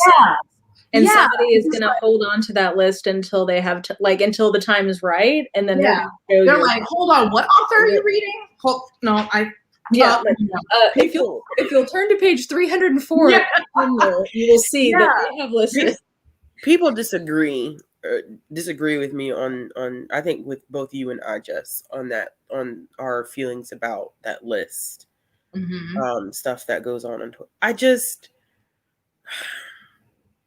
And I come at it from several different angles outside of, I think that you're playing with fire in terms of censorship. That's just me.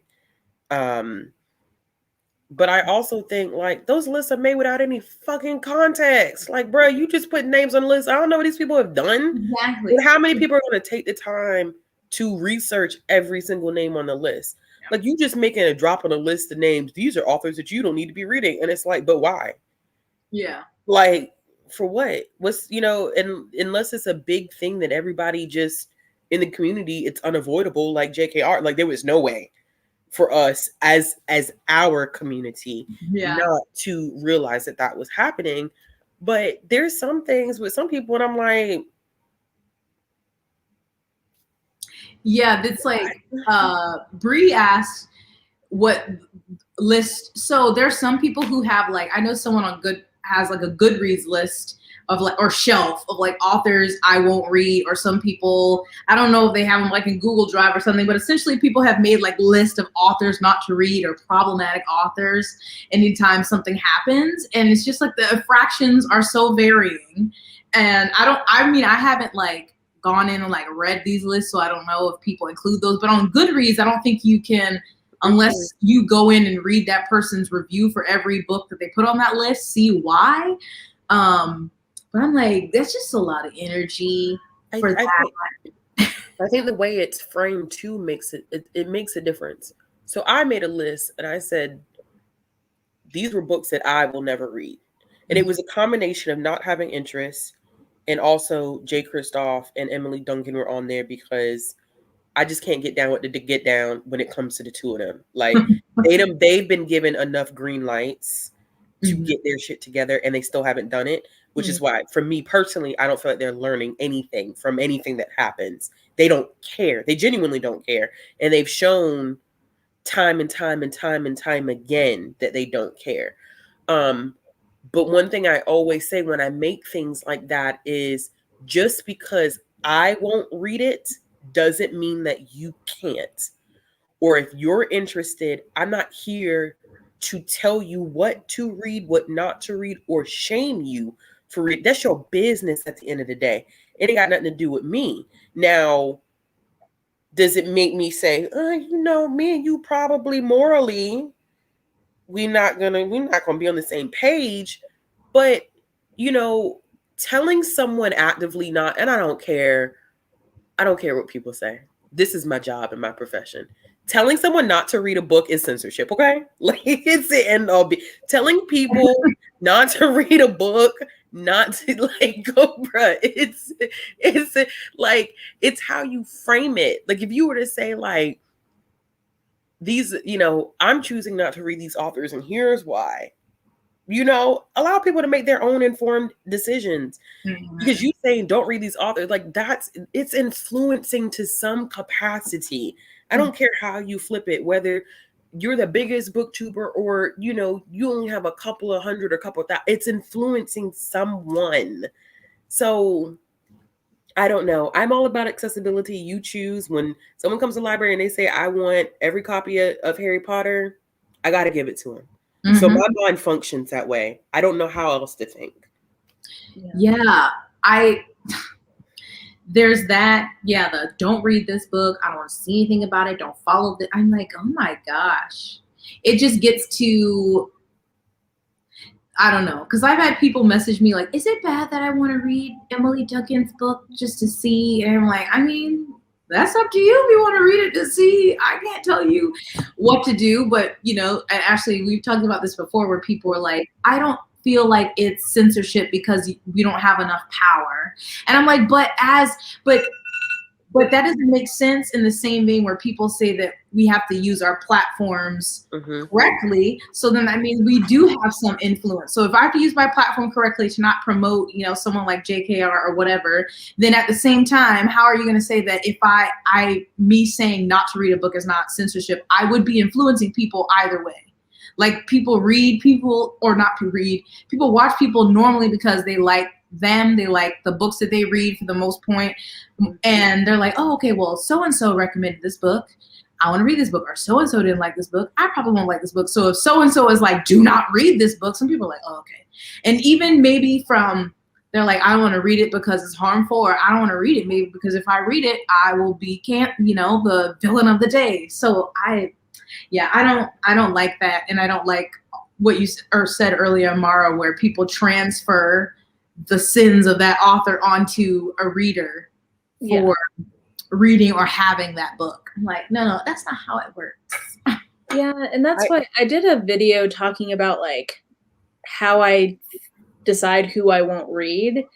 And I specifically decided not to put names in that because I didn't want people to get caught up on like who I had applied criteria to, because I also didn't want people to feel pressure from me in terms of like, well, this is like, I mean, JKR is one that I've been pretty outspoken about, but I didn't even mention her in that video because I was like, I'm talking about like my thought process of as a reviewer and an influencer to some capacity, I want to be promoting people who I feel good about. Somebody earlier in the chat was talking about like the best way to combat people you disagree with is not to basically like try to shit on them and take them down, but to raise up the people you do want to promote. Like, so that's kind of how I approach it. But I didn't talk about names in that because I just felt like people get so hung up on, okay, this person, which rubric do they fall into in your criteria of who you are or are not going to read? And it's like, that's not the point. The point is, I do think everybody should have for themselves standards or boundaries about what they do or don't want to read. Like, I think that especially if you were somebody with a platform, that's important. But just because I have feelings about who I do or don't want to read or do or don't want to platform doesn't mean that that has to apply to you. Like, that's up to you to process what you do and don't know about somebody and make a decision. Like, we're adults. I mean, mostly looking at my demographics, pretty much everybody who watches me is an adult. Like, you've got to figure that out for yourself. I think that some people have a feeling like, I want the list of the good people. Yeah. Like, I just want you to tell me who the good people are so I don't have to think about it. And it's like, I'm sorry, life is not that clean cut. Like, you have to kind of make some judgment calls, you know? Yeah. It was like, today I talked about that list that person made last week about ableism, what words are ableist and not. And a thread was saying, like, it's not just as clear cut as here are bad words and here are good words. Like, everything is like, I think we want too much of that in so many arenas of life where there's just a lot of things that are just, it depends. Y'all, because I see kind of some conversation going on in like the chat about why telling someone not to read a book. Let me explain to you why that can be dangerous. And I think that once again, we're in a bubble and we're not thinking about how comments like that can be dangerous, because a parent can make that same comment and they don't have any power over what a school librarian purchases and what they don't purchase. But that right there, that one comment of them saying like, don't read this book, or these children should not reading this book, by terminology, and maybe it's because I'm so stuck in a librarian perspective, like that right there is a challenge. That's challenging a book. And challenging a book is a form of censorship, is what I'm saying. Yes, at the end of the day, you don't have to, a school or a library can decide not to listen to what someone has to say, but that is still considered a challenge. And by standards of what I know as a librarian, a challenge is censorship. And it's a lot more nuanced and I think a lot more complicated. And like I said, I think a lot of it does come from my perspective as what I do every day. And I know that technically I am a gatekeeper and I have that power, but I also know situations where people are not gatekeepers and they don't have that power, but we to count it as censorship because a text is being challenged. I don't know what other way to explain that. I think that that's good context, because I think that there's a difference between, like, you're always going to have the mindset of like, I literally have power over what somebody does or doesn't have access to, right? Like, and I respect it. Well, and thank God, right? Like, I'm glad that you've had the training to think about it that way and to like purposely try to maintain access for people. I do think it's different on an individual basis. Like, individuals choosing not to read something, in my opinion, is not censorship of an author. And I think even like an adult to another adult trying to influence their buying decision isn't necessarily censorship. But I think that your point is well taken, that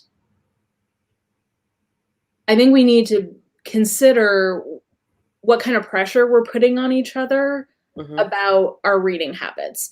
And there's some forms of that like I feel very comfortable with. Like, I feel very comfortable on my platform saying like, I really disagree with J.K. Rowling, and I really strongly discourage you from giving her any more money, right? Like, I feel comfortable saying that on a personal level. But like, do I want libraries to continue to have Harry Potter? Like, 100%, absolutely. Like, to me, there's a difference between interpersonal discussion, and I think that's where I get uncomfortable of people acting like somebody's persuasive force interpersonally is the Bible. And like, if you don't agree with what I am saying about this book, you're wrong. And I think that's probably where you would be going to, Ashley, of like trying to really direct other people's reading decisions. And there are people who do, and I think that's what makes me, and I'm okay. Like, don't get me wrong, y'all are gonna like, if you disagree, you disagree. At the end of the day, I always say I welcome discourse. It's part of having a conversation. It doesn't make your point any less valid or my point any less valid. I think just because of my training, I feel very uncomfortable by stuff like that because it's like, we're taught that a library has something that's going to offend everybody. It's just how we, it's how we roll. Like, and having that non-biased perspective, and even now with the role that I'm in, right? Like, I'm responsible for purchasing materials for a youth collection for an entire county. That's a lot of individual branches. You know what I'm saying? It's a big system. And there's discourse that happens on Twitter, which is what I keep going back to, and in our community, that's not applicable. It's not applicable and it's not that we're not the real world, but in the grand scheme of things, it's not always black and white. And I think sometimes we function so heavily in either you're wrong or you're right. This is black, this is white. You either do this or you don't, when it's not that simple. I always say, like, going back to, because JKR is just a good damn example. I do not like her as a person. I don't. I don't like anything that she stands for.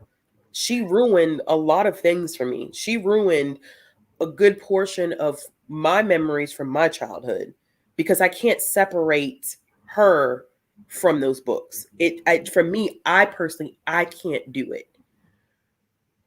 But if someone or a colleague, as a matter of fact, a colleague today who has 30 more years of experience than I do was talking about how we needed to order more Harry Potter books. It is very uncomfortable for me personally because I'm like, you know what I'm saying? Like, but she's just not a good human. But at the same time, I can't refuse that to someone. I can't do that.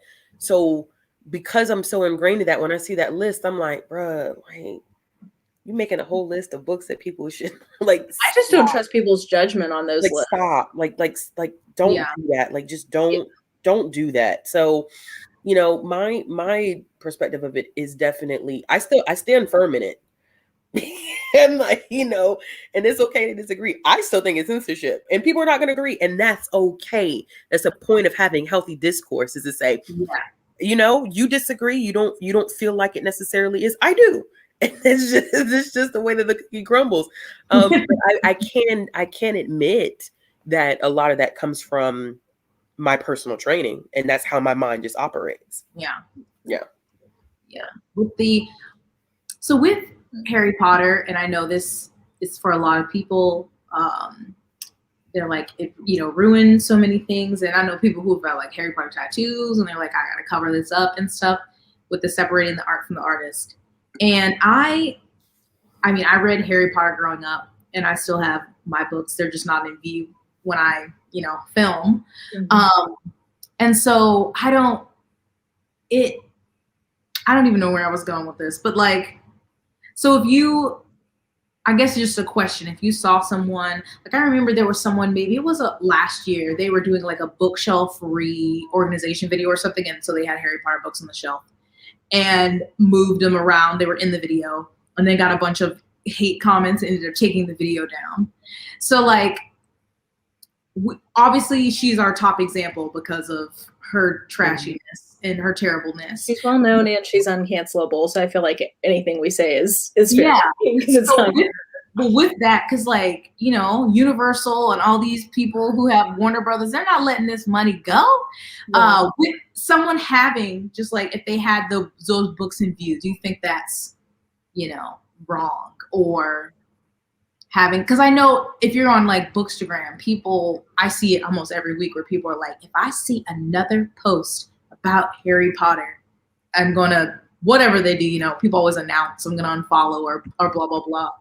So I guess just an opinion on that. Not like I'm going to move mine into view. I'm not going to do that to myself, but just a question on it, because it's so much, since we've talked about people transferring the sins of the author onto people. If someone has like problematic works, do you think you should always move them? You know, if it's a really bad offense, like move them out of view if you're filming or I mean, talk about it online. For me, like, I don't want to tell people what they should or have to do. Do you know what I mean? Like, I think for me as a content creator, I don't want anybody to have a doubt about how I feel about the trans community when they're watching my video. And therefore, I have chosen to take that out of rotation on my channel. Do you know what I mean? Like, I don't want to have there be a question. So that's a choice I have made. But if there's other people who have made different choices and they are aware of the context and prepared to have a discussion about that, that's also their choice. What I don't have a respect for is if people say, well, I made this video about Harry Potter and then everybody started, you know, filling my comments with all these questions about it. It's like, I'm done. Okay. I'm done. You know what I mean? Like I'm done. That's where I have a problem of like, okay, if you didn't want to have the conversation, then don't. Why did you do it? Then don't have the conversation. That's more my perspective on it. But I'm not going to tell somebody like, you can't do X, Y, and Z, because it's your channel and it's your platform and you get to decide how you want to use it. But like, don't be surprised if you use it that way, that then people might have questions about it. Do you know what I mean? Like, What? You know? What is happening? Yeah, like No, I just saw something from Sid. Authors with Harry Potter references. We don't know, like, you don't know when those books were written. You don't know when those books were written. You don't know what stage they were in, when those books actually technically like have been like finalized. Like that right there to me is like nitpicky. Like that's people are mad about it. Like I see people being extra as fuck. Stop putting these references. Someone, I think an ARC went out for their book that had a Harry Potter references. The author was like, I'm removing that in the final printing. Someone marked a book as transphobic because it had a Harry Potter reference in it, like on Storygraph. Well, I'm like, that's why I don't trust the list, because I don't trust people's judgment. Yeah. Now, I'm not saying that my judgment is perfect either, but I don't think y'all's judgment is good either. Like, I think it's something... Yeah, that's the kind of stuff where it's like, okay, guys, if somebody, you know, or like take that red, white, and royal blue example from Casey McQuiston recently.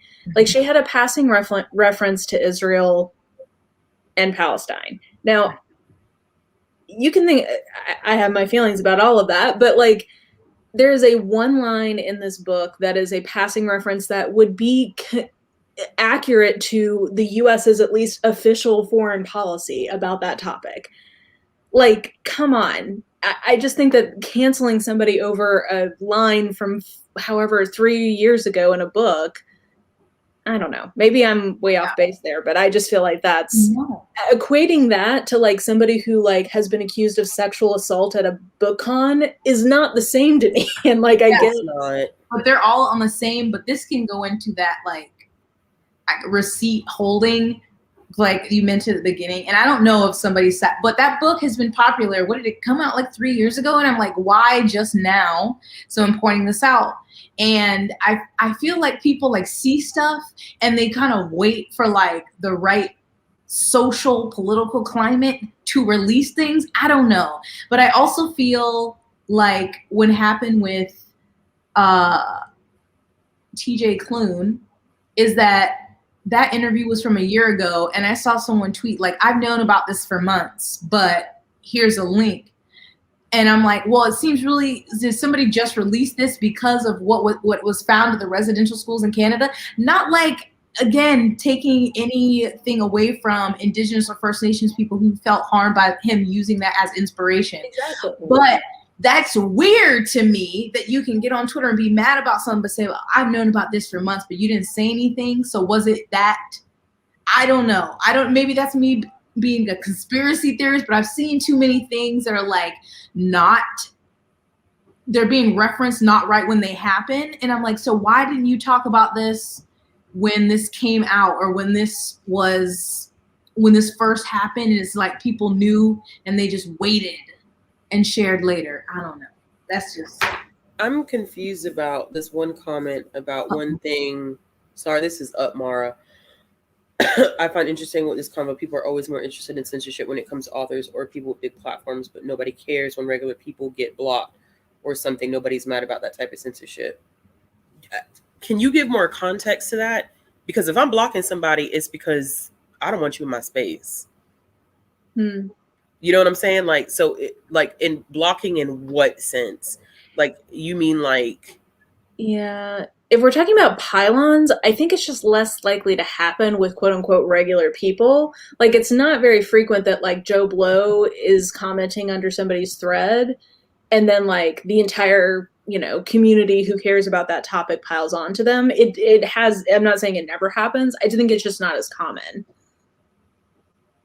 Yeah. Because they don't have as many followers.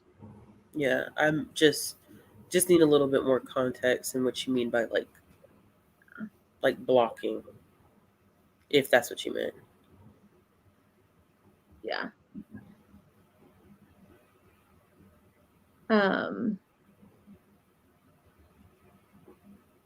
Yeah, I feel conflicted about this because my mom wants to take my nieces to Harry Potter World. And I've been, so like I get it and it's a really good time, but I don't want to give her any more of my money. But I also like, I get it. I don't know. She wanted me to go and I said, I don't feel comfortable giving her money or participating in a trip that would be putting money indirectly into her pocket. But I felt bad because I could tell she felt like I was like shaming her for it. And I'm like, I'm not trying to like tell you what to do. I'm just saying like, I personally am not comfortable with that. How do people hold on? You mean like how do people I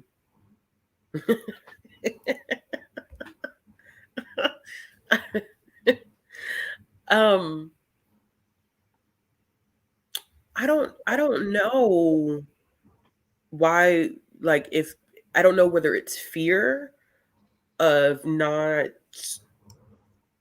a fear of being critical of something that people have loved. But there are people who will refrain from not, it's not a way to tear, not a way to like tear the author down, but like if the book wasn't good, the book wasn't good. And I'm not sure if people are fearful of that, if they're fearful of backlash for that, but shoot, I didn't like it. Yeah. I'm like, you know, but there are people I think who if they have issues with the book, they kind of, especially if it's popular, I think people have a tendency to refrain, or they're fearful of having a different opinion, which is crazy. Like, it's just mind-boggling to me. Like, you know, everybody gave this book 5 stars. Well, guess what? I gave it 1 because I thought it sucked. I mean, clearly more detail than that, but yeah, I'm not sure why people do that. With this, that comment, just to clarify that I am not trying to take away anything from Indigenous creators or how they felt about his influence. I was trying to say that it felt weird that the interview happened last year and I saw someone mention on Twitter that they had known about this for a while, but basically had sat on it. And then it was basically announced or became a bigger issue on Twitter right after those children were found in the residential schools, which just felt like weird timing to me. But yeah, I understand if they are harmed or, you know, don't like where he got some inspiration. And I totally get that. It was just weird. I don't know. I just felt weird. And some things, maybe some people, obviously, like we said before, everyone can't know about everything. But I've seen sometimes some people reference things or hold on to things. And then it comes out later and it just feels strange. Yeah. And I also want to clarify with the Casey McQuiston comment. I'm not saying I support the sentiment expressed in that line of the book. It's more the like okay, this has been there for a while, and then people are commenting on it when it becomes timely in the news cycle. And it's like, okay, well, where was the energy when it came out? And it recontextualizes the criticism of like, is this really good faith criticism? Yeah. If you're holding on to it and waiting for it to be more relevant. Kenesha, I hope that's how you say your name. But Kenesha made a good point. Opportunistic call outs. Yeah. It's like, and someone said saving problems until it piles on and cancel people. And I think this came up in Lindsay Ellis's video, however you feel about her, when she was saying, when the last thing that happened with the Raya and the Last Dragon, that people were like, oh, well, you didn't know she's always been problematic. And we're like digging out receipts from like the last 10 years. So people take screenshots and like hold on to things until there's like a moment so they can add in. And they're like, oh yeah, you didn't know, like, look at this thing they said, this thing. And I think one of the things, and actually some Pain Eyelash gave more context. We'll get to that in a second. But I think one of the things she said in that video that I thought was really a good insight is that I think part of why people hold on to receipts like that is for the moment when somebody messes up enough that it starts getting traction, they can then say, like, you don't have to feel bad about shitting on this person because look, here's their list of sins. So like, this isn't just a one-off. Look, here's all the bad things that they've done. Yeah. I have proof. And that's where it feels like an opportunistic call out. I think that's a very good way to put it, of like, okay, it's not that you're truly trying to hold this person accountable. You're trying to paint a picture that this person doesn't deserve any pity or grace because they have been just problematic for years and years and years. And I do think that that video from Lindsay Ellis was very telling in terms of like, okay, what does it look like to really get more context on each one of these alleged sins? Maybe some of them you think she should be held accountable for, and maybe other ones have a horrific backstory that's like intensely personal and like feel awful that you even know that this person had to go through that. Do you know what I mean? Like, I thought that was an interesting use case. So here's the context, Ashley.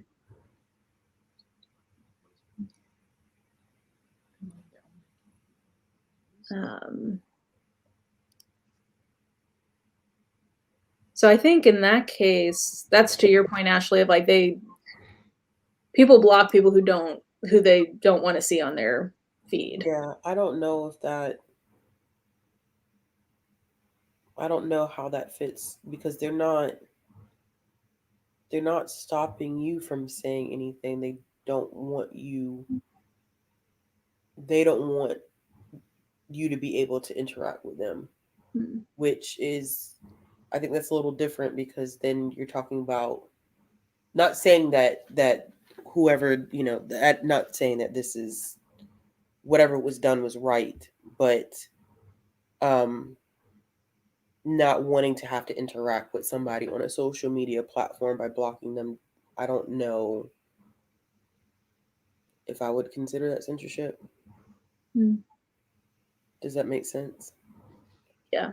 I think that comes especially if it's not like an official, like, I think there was actually a Supreme Court case about like if the former Cheeto was allowed to block people on Twitter, because was that considered like as an actor of the state, was he allowed to block people? Was he allowed to block, yeah. But this is a good point. Sometimes it's opportunistic, sometimes it helps, and that's true. Like sometimes you're like, oh God, like I didn't know. I didn't know this person had been like, I don't know. Did you guys see the Creep Show art thing recently?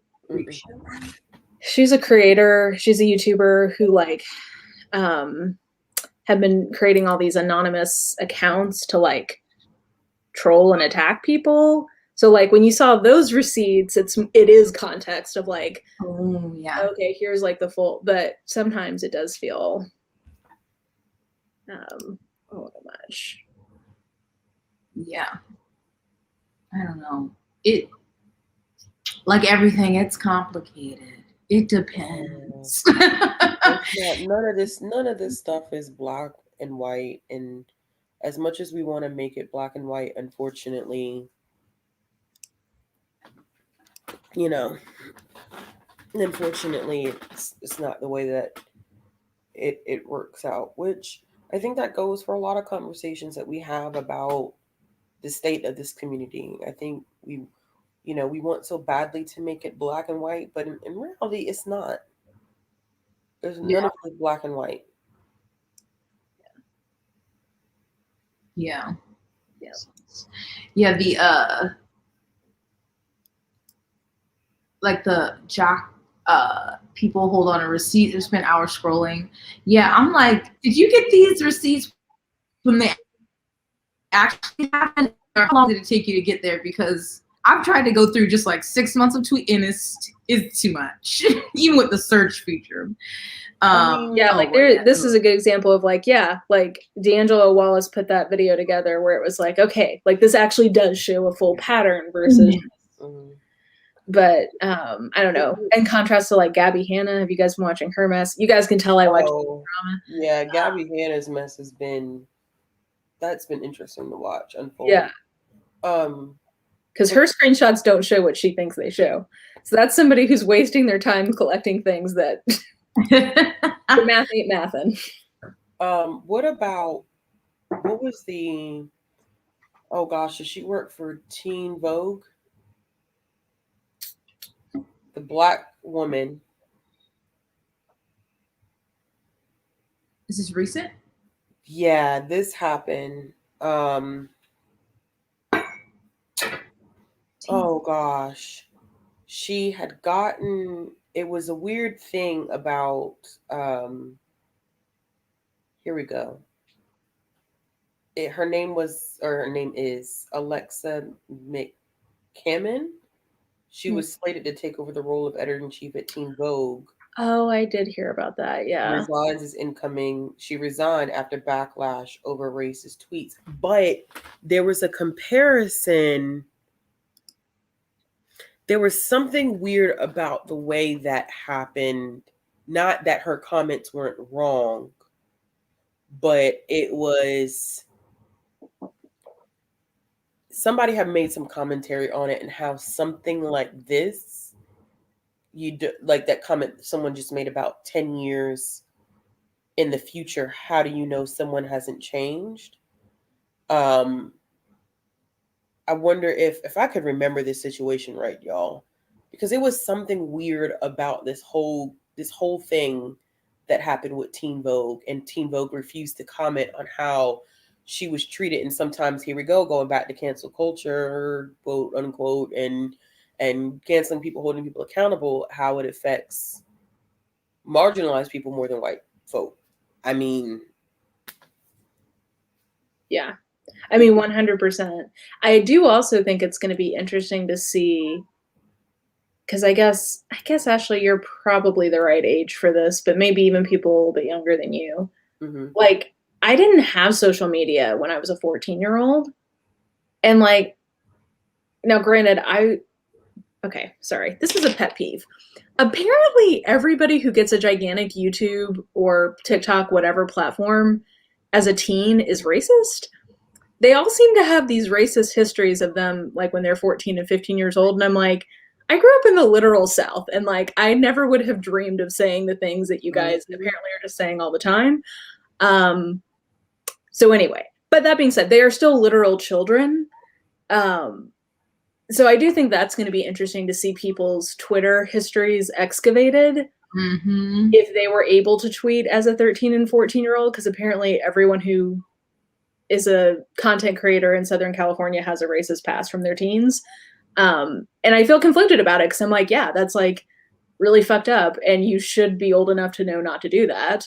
But you are also still a child, and so like, I don't know how to feel about that stuff. Like, those are the receipts I feel really like, I just don't know what to do with them. Yeah, they're so like, I mean, it comes up, some people, I think, what did that happen with Kevin Hart, or like tweets 10 years ago, and you know, when he used to make like homophobic jokes and stuff. Not like that's ever right, but like, I don't know. I feel like thinking about age, time. I mean, her tweets were just, this girl, Alexi, they said she was racist, and That was her tweets? It was in 2011. She made some So homophobic and anti-Asian tweets, and they resurfaced. Teen Vogue knew about the tweets and still made the decision to move forward with hiring her. But then when the mass shooting happened a couple weeks later, that's when it was pushed for her to resign.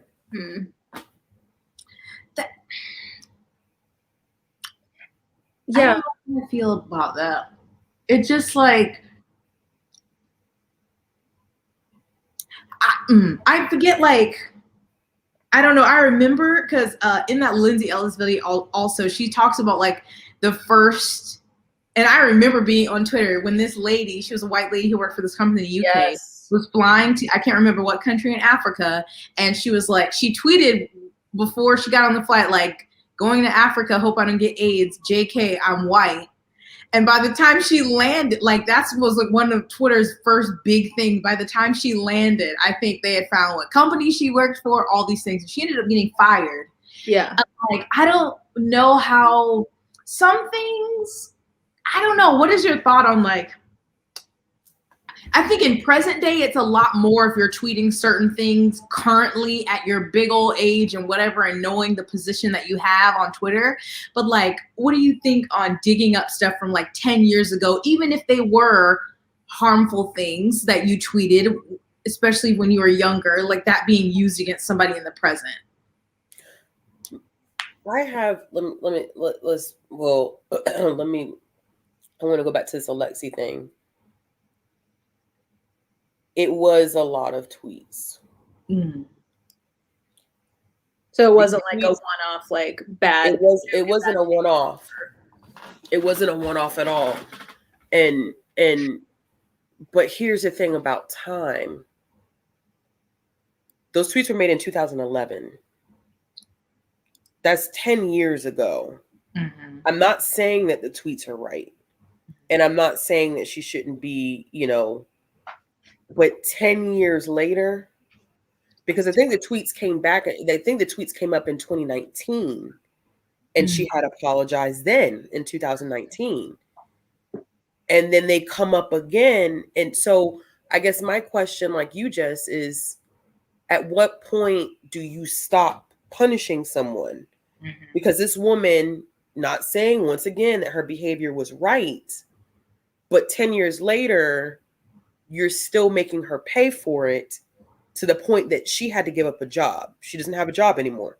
Yeah. So at what point, like you said, do you stop holding people accountable for past transgressions 10 years later? How do you not know that they haven't done the necessary work to educate themselves and to be mindful of other people's experiences? Because here's and this could be flawed logic on my end. If that's the way that we are going to continue to hold people accountable 10, 20 years down the road for making comments like that, how do we ever expect people to change their racist ideologies now? Because what you're saying, and not you specifically, the person who made the comment, not you, but I think sometimes when stuff like that happens, what you're saying is, even if I do educate myself, even if I do the work, the only thing that you're going to be looking at is my mistake. So why should I change anyway? I think it can be very discouraging to continue to hold people accountable. And we don't know her. We don't know. This is very hypothetical. We don't know if she's done the work or whatever the case may be.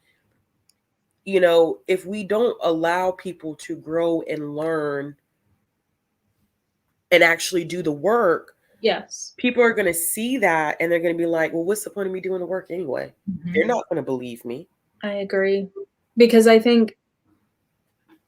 agree with that so much, because I think the only value that any kind of version of call out culture has, or accountability culture, it only is in any way helpful or productive if it has a path to change or a path for redemption.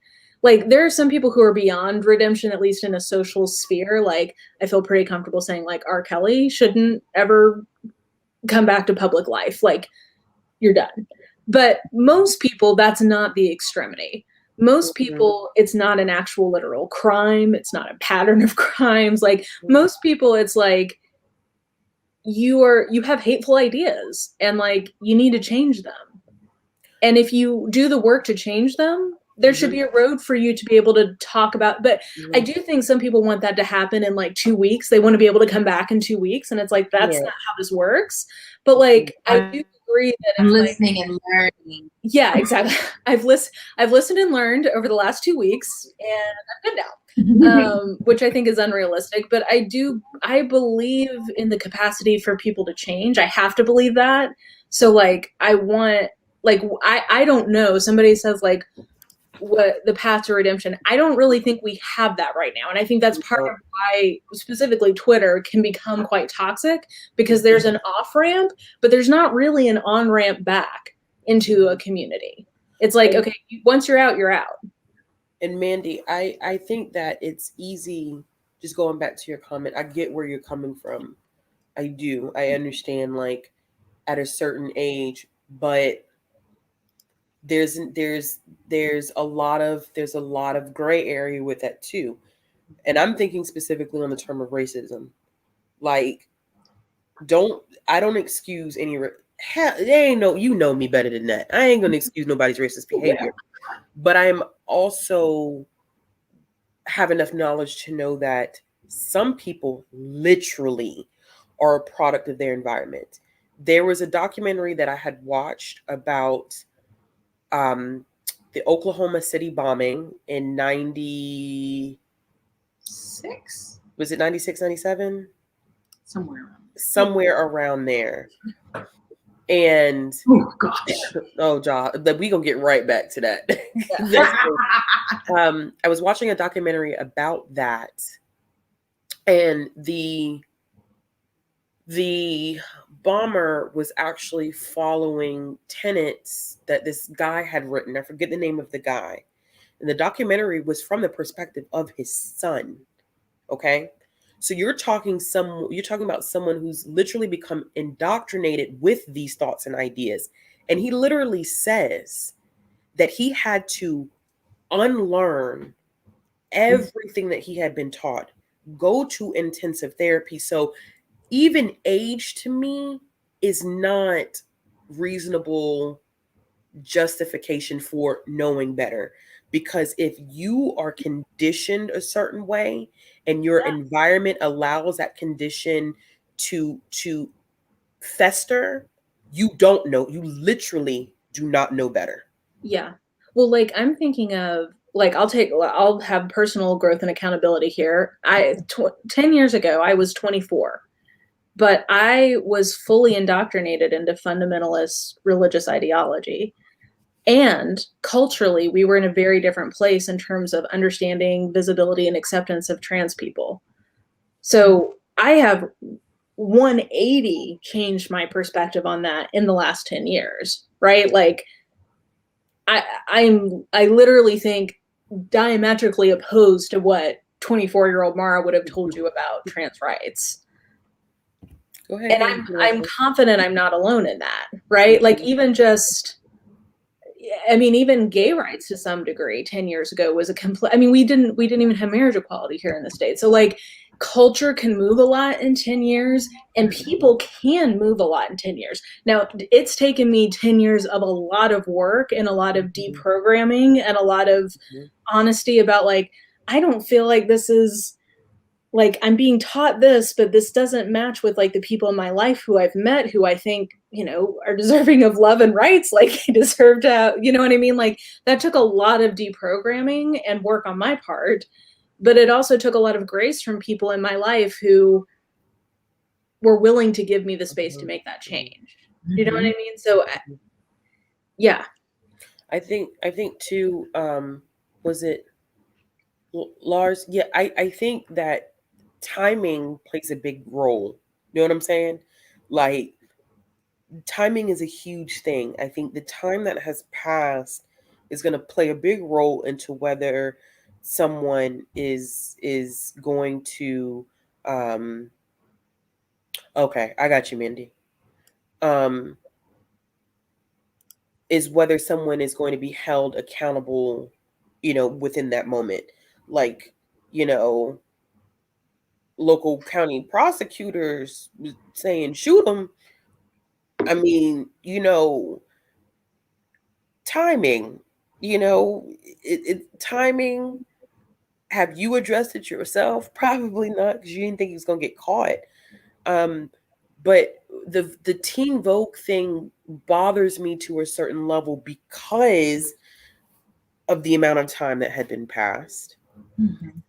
Because she had already addressed it several years prior, because Teen Vogue was aware of, she either made Teen Vogue aware or Teen Vogue was already aware of the situation themselves. And it forced her into a situation where she had to step down, and it doesn't make her past transgressions right. It doesn't mean that it was not wrong, but you're taking something from someone 10 years ago, using it against them, and then using a tragedy to inflame comments that they had made 10 years ago. And to me personally, it doesn't sit right with me. Like, just like you were saying, it doesn't sit right with me that because, and I think someone said it earlier, optics. Because to me, that means that you as a company, you don't have any investment really in how the Asian community feels. You're doing this because optically you want to look like you're doing the right thing. And it's not like, are we really supporting the community? Are we doing this because people, and I need to find the rest of that, y'all, because it was something about someone. I feel like the same person who was pushing for her to be outed, like someone internally, had gotten caught using the N-word. So it was so crazy. Like, that whole situation to me was wild, that I think it came out, and I will look and I will double check myself.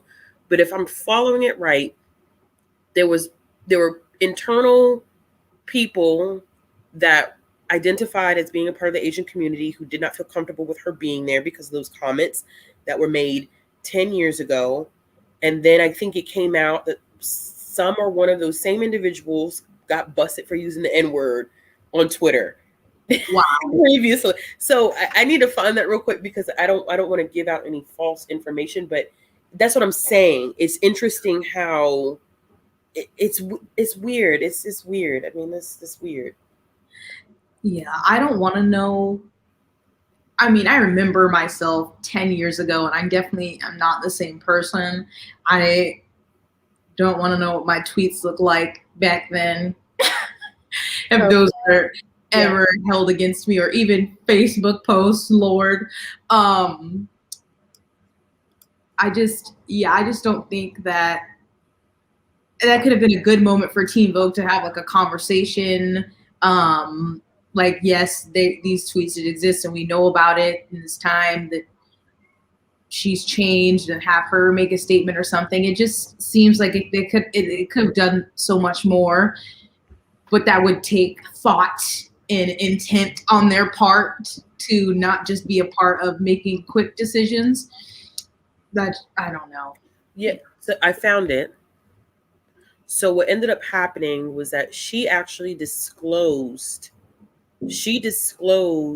those tweets as a part of her interview process. So Anna Wintour and Teen Vogue were aware of the tweets when they hired her. Oh, well, Anna Wintour tore up from the floor up when it all the way above. Listen, above the up and below the floor. Yeah. A hot mess. Yeah. Well, one of the staffers who objected to McCammon's hiring, tweets resurfaced of her from 2009 and 2010 using the N-word. So for me, it's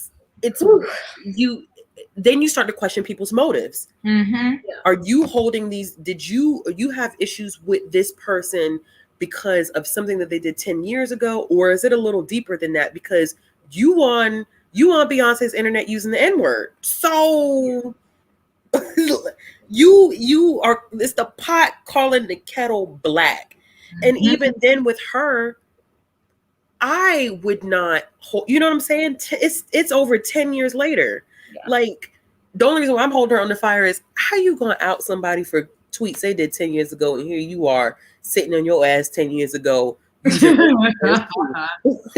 girl, you talking about projecting? I mean, it's like none of us. That's a mess. Oh, I was just gonna say, it's sort of like the whole parable of like, he who is without blame cast the first stone, and it's like the entire, like, Twitter acts like all of us can cast stones, but the reality is, like, guys, come on. Like, we've all, and I don't want to minimize these things, because I mean, I think people who watch this channel know, like, I probably err more on the side of, like, I mean, I like rules. I like, you know, good. It's intrinsically my nature to be like, that's good, that's bad. And I constantly have to check myself on it. So I don't want to act like these things are not bad. But I also, like, I constantly have to check myself of like, okay, like, he who is without sin cast the first stone. Do I have no sin in this area? Like, I don't know. Like, I think a lot of times the answer is no. And if maybe you've been on Nora Roberts' internet saying the N-word, you need to just drop the N-word. Yeah. Maybe just don't be anywhere saying the N-word, but how about that? Dropping it, like, that's a whole, you know what? We need to have a, maybe I should just do this, because we were like, no, I don't want no parts. I want to have a discussion about non-Black people telling readers that there's content warnings for use of the N-word. And you don't sit your ass down somewhere, bro. Like, what the fuck? Content warnings for use of the N-word. No, I'm good. Are we serious? Are we like this? I really want to have a discussion about that, but I don't know how well that's like not. That's like squarely not my lane. I think I feel comfortable telling non-Black people to not use the N-word. Like that, I feel very confident saying. Everything else, I'll just, like, I'm not going to touch that. How do you, I don't know how I feel about, I know how I feel about it, but because I don't think it's for non-Black people to decide. Yeah, exactly. Make that decision about the use of that word whatsoever. That's between Black people and Black people. I agree. But, you know, saying like, oh yeah, content warning for use of the N-word. Bree knows exactly what the fuck I'm talking about. That's why she's laughing. Because I said, Bree, wait. Now we out here giving content and trigger warnings for the N-word. Well, this gets into our whole discussion we had with Bethany about content warnings in general. Like, oh my gosh. I ain't never gonna give no content warning for use of the N-word. I'd say that right now. Well, to wrap this up, because I'm not like Jess. I'm not. Oh no, I'm not either. I have to go to work. I can't function that late. I'm trying to find, just to end it on a lighter note, can we talk about how, like, ridiculous America's Next Top Model is? Like, when you go back and watch it now, those comments were cracking me up, because I'm like, yes, like, Tyra. So I've seen so many things on Twitter. It was like, y'all remember when they did, I don't remember if it was an episode where they made them like switch races or something. Yes, they did. They made them dress as other races. I was like, they did this multiple times. I was like, the blackface. The blackface. They like trivialized people's eating disorders. Like, literally, people had eating disorders, and they were like, they did so many messed up things, like, you know, even just cosmetically. We need to change your teeth. You need to close your gap. Your hair is not. Oh my gosh, so much. Mandy, it was not ridiculous. Like it wasn't. It was ridiculous, but like it wasn't presented as being ridiculous. Like I didn't process it as being ridiculous. It was so serious. It was so serious. Like, and I think because I watched it like so young. Yes, exactly. I was so young. It didn't click at first. Yeah. I didn't Like click all at the first. fat shaming of poor Kenya in that early season, Oh who, by the my. way, was a literal goddess, and they were like trying to have this narrative that she was fat. He was fat. You need to lose some of that weight. And I'm like, but Kenya's like 10 times smaller than me, and you're calling her fat? Like, that's crazy. Tyra, I feel like, dressed her up like an elephant. she went through her struggles and with the paparazzi taking pictures and calling her stuff. And you would think she would have more like compassion for these women, but she was a mess. Oh no, Tyra was like leading the non-compassion train. She was. Yes. I Tyra suffered, was so a hot you have to mess. suffer. The beard weave. I'm like trying to remember who Kenya was, and I'm like, what? Yeah. She's like Still models, and she's still gorgeous. Like she's Gorgeous. a beautiful woman, and she was sexually harassed on the set. She was, and Yes. And they when did she not tried take it to say seriously. something, they shamed her for it. They were like, Did they "You go to need to South find a way to Africa? work through it." Yeah, they were in South Africa doing a scene. They were shooting, I think, for Payless, and they had to dance, and they were supposed to emphasize, I think, the shoe. So there was music playing, and they were just getting shots. It shows you how much I used to watch the show. And the issue, I think, is that when Kenya went up there, there was a guy that was like moaning in her ear. Yes, And she was and, like like, she touching got her. uncomfortable and Yeah. touching her, and she literally could not do the shoot because the man was making her feel so uncomfortable. Yeah, he was like groaning and like rubbing her thighs and stuff, and she stopped the shoot. And Mr. J was like, "Okay, well, let's keep going." You're and then getting like excuses. it was just like, what? And it was cut as if she was being a diva. And it's like, She wasn't. no, she just didn't want to be sexually She was harassed. getting sexually harassed on camera, and Mr. J did nothing about it. Wow. Yeah. Yeah, it was. Ooh, Takara. Oh, I loved her. Well, Takara made big moves after ANTM. Oh my God. I did not hear about that, but Oh my God, there was Germany next time. yes, they told Kenya to lose weight, and she was, and they dressed her up like an elephant in a shoot, and they made her 7 Deadly Sin gluttony. Like they made it. Oh my gosh! Yeah, they did. They made her. Yep, and they definitely did make her. Yeah, be an elephant. Yep. Wow, so much. So anyway, if you want to be horrified, there's I forget her name, but there's a photographer, professional photographer who reacts to old episodes of America's Next Top Model on YouTube. And I love watching them because she's like, what in the world? And I'm like, yeah, I never thought about that, but this is awful. Like, this is why I have, body image issues to this day, probably is because I was watching the show. Yeah. Oof, what a time. We loved that show in our apartment. I watched that in college. Like, we would like text each other like, oh, there's an America's Next Top Model marathon on today. Like, come on. I watched it religiously for like, I don't know, the first 8, 10, 9, 10 seasons. Once I was just Googling it. I didn't realize there were so many seasons because I had stopped watching that for a while. I think I stopped watching after like 10 or 11. Yeah, I stopped at like 10. Even Nigel, dang, I did used to think Nigel Barker was fine. I mean, I think that's indisputable. He was a fine man. Wait, I'm sorry. Now, this is so random. We can go. Did you see this? Yes, it is Jessica Kobesi.